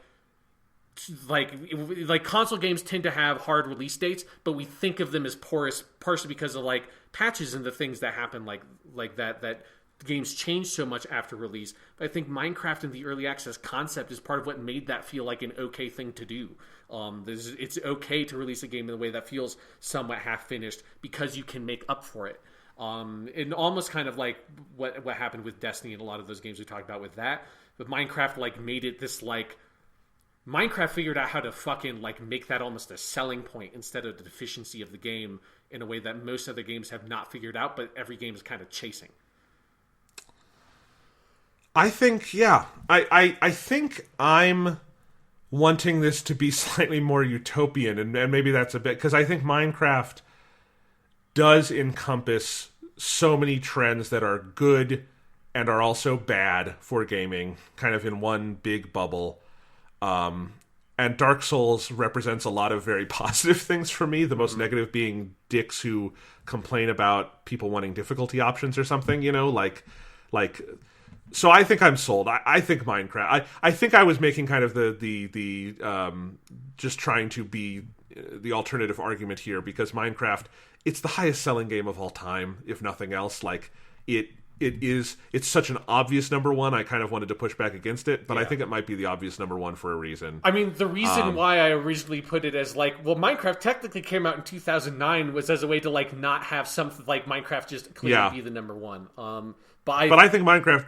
Yeah, I think Minecraft is number one and Dark Souls is number two. And Dark Souls is going to continue to be hugely influential. Like we've only like, you know, like Star Wars Jedi Fallen Order is the first step in like the full integration of a lot of the gameplay mechanical concepts of Dark Souls into the larger AAA space.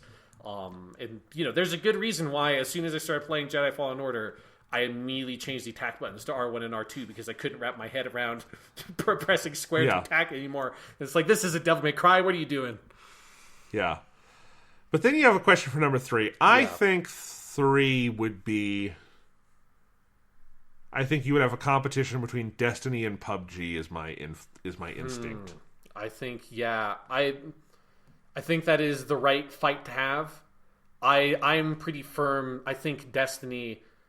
Man, like the way we talk about, I feel like anytime we talk about video games, like AAA video games in this generation of consoles specifically, which has been what most of this decade has been, it's like impossible not to talk about Destiny. Like whatever is happening, Destiny comes up somehow, whether it's related to some other big release that it like clearly, The Division does not exist if Destiny does not exist. Anthem does not exist if Destiny does not exist. Like Destiny both is hugely influential to the way those games are designed, and it also showed that like this is a game that can be tremendously successful and as like forge a path for people to follow in.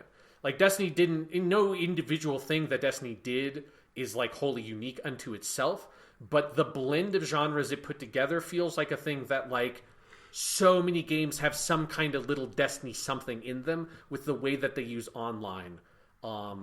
That to me is like the big thing with Destiny is like the whole every game is online all the time kind of thing. It feels like a lot of that comes from what Destiny did early in this generation. Diablo 4 is going to do it. I mean, that to me says a lot that Destiny borrows a lot from Diablo. It's not just that the Diablo 3 guys went and helped them. It's very indebted to Diablo.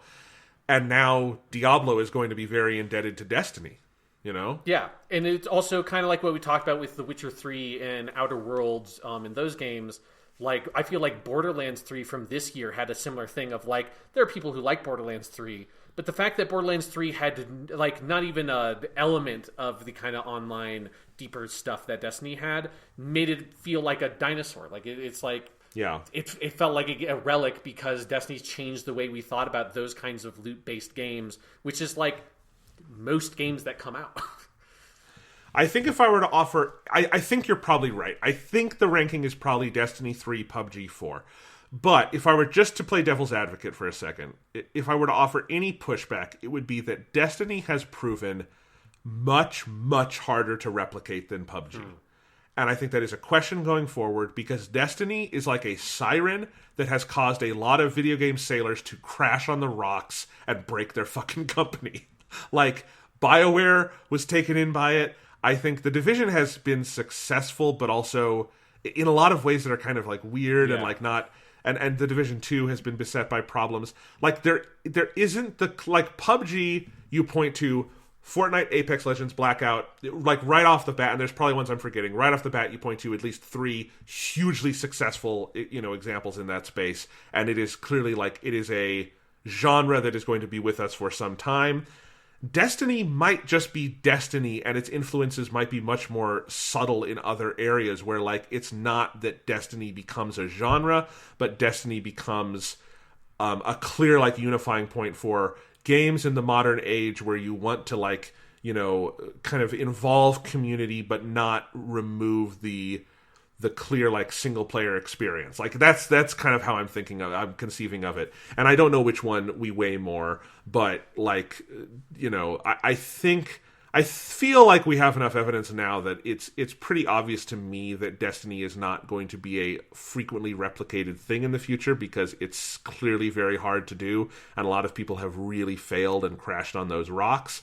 Whereas PUBG was plagiarized to death and will be for a while to come. Yeah, but like a lot of people have and are continuing to sail into those rocks. Like, I don't disagree that like it is proven like incredibly difficult to replicate Destiny's success, because also Destiny's success was like a weird hard one thing. Like if Destiny was not the first one of those, if The Division was the first one of those games, I don't think Destiny would have been able to succeed necessarily, because those games are like cannibalizing in a way.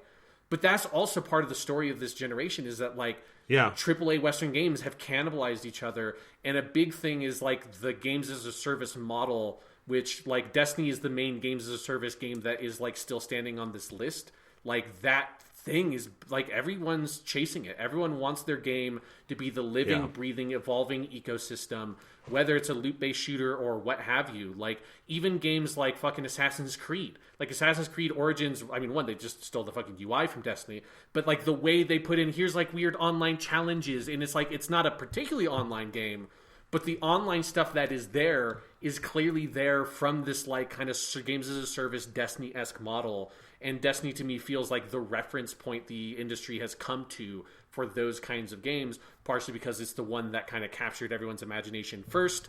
Like it was like people have not stopped talking about Destiny since 2014 when it entered like beta. Like it is a game that like we have never stopped fucking talking about. And almost like in terms of like it came out much earlier than PUBG, or like it's like 3 or 4 years earlier than PUBG. So it, like its influence, it's been able to stand longer in this decade, which is maybe another reason why like my inclination goes a little bit more towards Destiny than PUBG. I think you are correct. I wanted to offer the pushback because that's the point of this exercise. But I think you're correct. I mean, PUBG obviously is hugely influential. Like, I think this top 4 is right on the money. I think it gets hard now. I'll just say, just to skip to the other end of the list and make it easier for us, I think Walking Dead Season 1 is our number 10. I 100% agree. Yeah. I think part of that, like the sense of its influence, like coming and going within the past 10 years, makes it feel that way to me. Okay. But I think the number 5 after these 4 is really tough, and it really depends on what you're valuing, I think.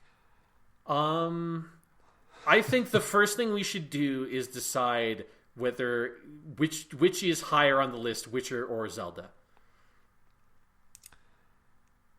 It's really tough. It's very hard. It's very, very hard. My instinct is Witcher 3, but I don't know if that's because it's simply been out longer. Yeah. Does that make sense? Mm-hmm. Because we've seen the ways a lot of the ways Breath of the Wild is influential are clearly on the horizon. Like Ubisoft announced a game last year. What's it called? Gods and Monsters. Yeah. That they might as well have said, we're making Breath of the Wild here at Ubisoft, and not to put that game down. That game looks lovely, but like there's and I think in terms of art and aesthetics in gaming, Breath of the Wild has had a huge impact. Whereas Witcher 3 is a beautiful game. I don't think aesthetically it's going to have a huge impact. I mean, it's not as groundbreaking. The aesthetic is not distinctive enough for people to like mimic it. You know, it's like really it's like nice. An evolved Skyrim. Yeah, it's a very nice looking, realistic kind of game that makes great use of color. But it's not stylized the way that Breath of the Wild is. I think the so very near universal acclaim of Breath of the Wild and its clear like degree of respect within the industry and the fandom is the thing that makes me hedge a little bit in not putting it above Witcher 3, because that's, if you're like reading the tea leaves of what's going to have the impact in the future, that's maybe the one that matters most. But I don't know. Obviously, Witcher 3 is also hugely respected within the industry and beloved. So. I feel like Ubisoft is a good. It's a good like measuring stick or something, because it is that like there is Assassin's Creed before Witcher 3, and then there's Assassin's Creed after Witcher. Like Assassin's Creed is a franchise completely changed. It's like Assassin's Creed Origins is a different fucking video game than Assassin's Creed Syndicate, right? And it's like you said with like Gods and Monsters, they basically they could have just planted a flag and said, "Hey, we're making." Breath of the Wild. When they showed Assassin's Creed Origins, they like basically literally said, we're making a Witcher. Like we played the Witcher and we decided to make one of those with like more Destiny style kind of loot stuff. So it's very hard to balance these two things. Let me put it another way. Okay. I think Witcher 3 should go above, because I think the style, I'm trying to find the right way to say this. I think Zelda games and Nintendo games in general have a kind of alchemy about them that are harder to replicate and are generally just less replicatable. And I think you see that in a lot of ways. I mean, the kinds of influences they have are less sort of wholesale than something that I think Witcher 3 has had. Like Witcher 3 was this giant announcement to a entire type of game, the open world genre, which had been so just encrusted into the body of the industry that no, you don't have to have a million fetch quests. No, you don't have to have all this junk on the side. You can focus in these ways, and you can build the story like this, and yada yada yada. All these things that Witcher 3 sort of brings together. And Breath of the Wild, I think, is going to have like, but then going into like I guess one way I would say it is, Assassin's Creed stealing The Witcher 3 makes 100% sense. It's impossible for me to imagine an Assassin's Creed game structured like Zelda Breath of the Wild. And that's part of just the Western-Eastern divide. Like Breath of the Wild is very much, I think, like the defining, what if Japan made an open world game? Yep, it would look like Breath of the Wild in a lot of ways. Both of these are clearly going to be very influential. I just think, especially like with the Western game industry being in this really interesting kind of moment of evolution, I feel like Wild Hunt is going to be this big pull in that it kind of figured something out when things were becoming very stagnant. And Breath of the Wild benefits from that, but is also working in a slightly different vein. So I don't know if I'm saying that right, but... Yeah, I think like one of the things that would make it easier to like definitively put Witcher 3 above Zelda is if every other Western RPG developer hadn't shit all over themselves for the past 5 years. Like nobody else has made like really a Western RPG in the AAA space that has been successful since Witcher 3. Like it's just not happened yet. If I could look in a crystal ball, the one I would want to see is Elder Scrolls 6. Yeah. Because that to me would tell you which one won out. Not that Witcher 3 and Zelda are actually in conflict. I actually think they can work together quite well. I can see a world where Elder Scrolls 6 is a pretty even mix of these two. I could see a world where it's mostly on the Witcher side. I could see a world where it's mostly on the Breath of the Wild side, because I think Breath of the Wild was influenced by Skyrim for one, but I also think Skyrim's sort of quiet, solitary, sort of less verbal sense of things lends itself to a Zelda-like structure more than it does a Witcher 3 structure. But that's the one I would love to see the crystal ball for. And we can't. Yeah. I say let's just put Witcher 3 above... I feel like that's where we're leaning, is Witcher 3 is above Zelda. Yes. So I think that's right. Yeah. But do you think it goes at number 5, or would you say Gone Home, Clash of Clans, or Dota 2 should be 5? I want to put Clash of Clans and Dota closer to the bottom of the list, partially because their influence to me has been almost wholly negative. And it's and that like they definitely are very influential, but the fact that none of their influence feels like a good thing makes me just like, well, fuck you. Like Minecraft has some bad stuff about its influence, but most of the influence of Minecraft has been like interesting and push things in interesting ways. Whereas like all the influence of Clash of Clans and Dota 2 feels to me like destructive to video games. I think that is a good heuristic here. I will argue for Clash of Clans at 9 and Dota 2 at 8 because I would not say esports is as wholly destructive, and I think Dota 2 has a better place there, whereas Clash of Clans, I do struggle to see any positive value in it. Yeah, I agree. I think, yeah, the Clash of Clans at 9, Dota 2 at 8. So then... I think... Go ahead. I think from here the list should go. I think Witcher 3 should be at 5. I think Gone Home should be 6, and I think Zelda should be 7. That's exactly what I was going to say. So that makes that very easy. So yeah. Yeah. Because Gone Home, just if nothing else, the fact that Naughty Dog in Uncharted 4 gave whole swaths of their final Nathan Drake game over to basically trying to do their own version of Gone Home speaks volumes. And I think Gone Home then also standing in for sort of the indie revolution, how much of modern games is about examining and moving through space without having to do combat or other things. I mean, honestly, I have not heard like Eiji Onuma mention Gone Home as a reference for Breath of the Wild. It would not surprise me because I think Breath of the Wild's whole... Like, Breath of the Wild obviously has combat, but it is such a gentle idea of the open world game, and I think that gentleness is something we're starting to see more and more in games, and I think it comes from places like Gone Home. And I think that's why Gone Home has some of the impact that we're pointing to here. Yeah, absolutely. Like, it is the game to me that stands out the most in that, like, 2012, 2013 indie kind of revolution that really, pushed the AAA space to, like, be more experimentative in terms of narrative structure, to move away from combat having to, for every single game, be the number one thing you do 100% of the time.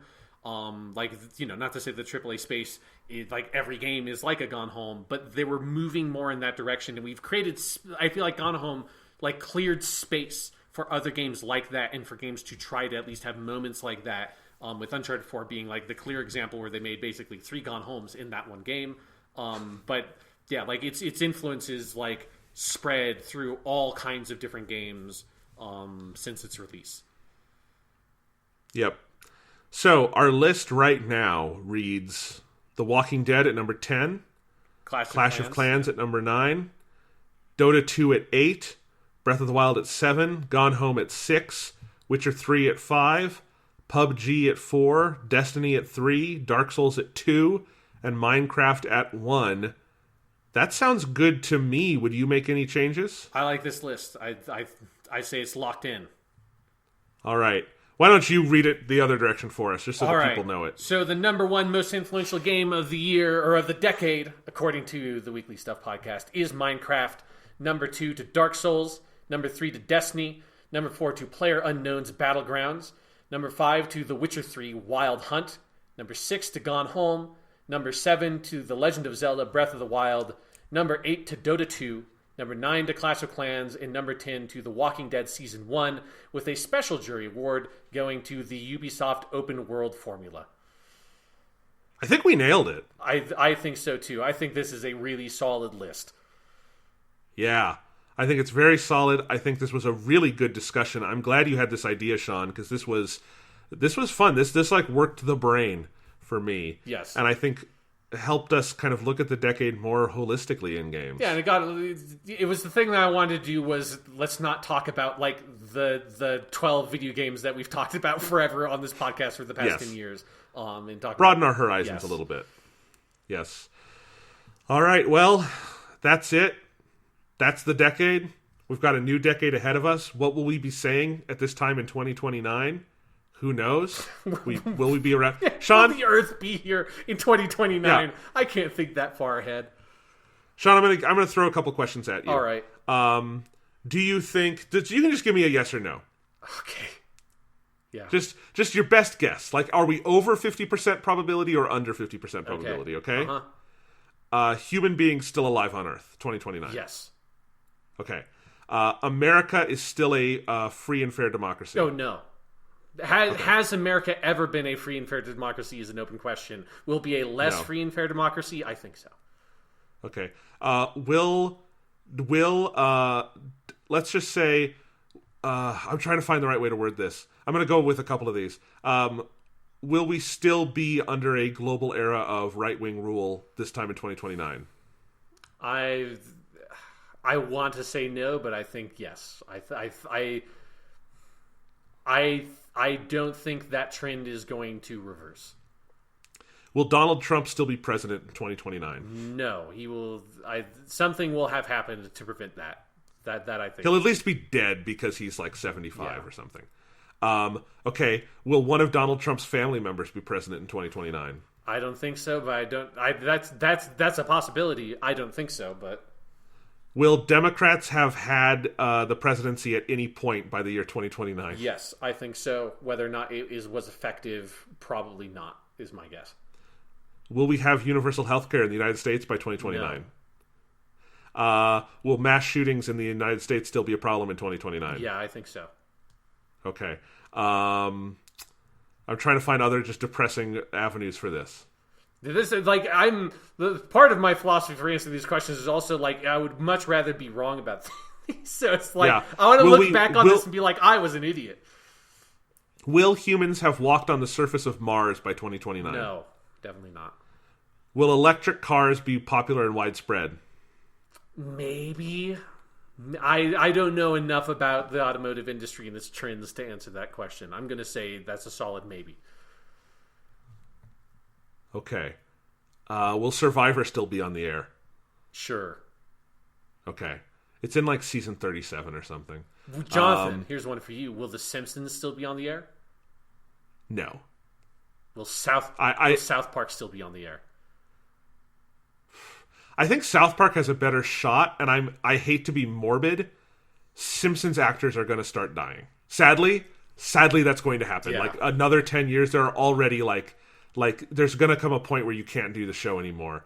And also, I also think Disney buying Fox means Simpsons probably has not that long left. God, I hadn't even thought about that part of it, but yes. Oh, okay. Here's the thing, Sean. I'm going to name some companies. How do you think? And just tell me, will Disney have attempted to buy this company or successfully bought this company? Okay. All right.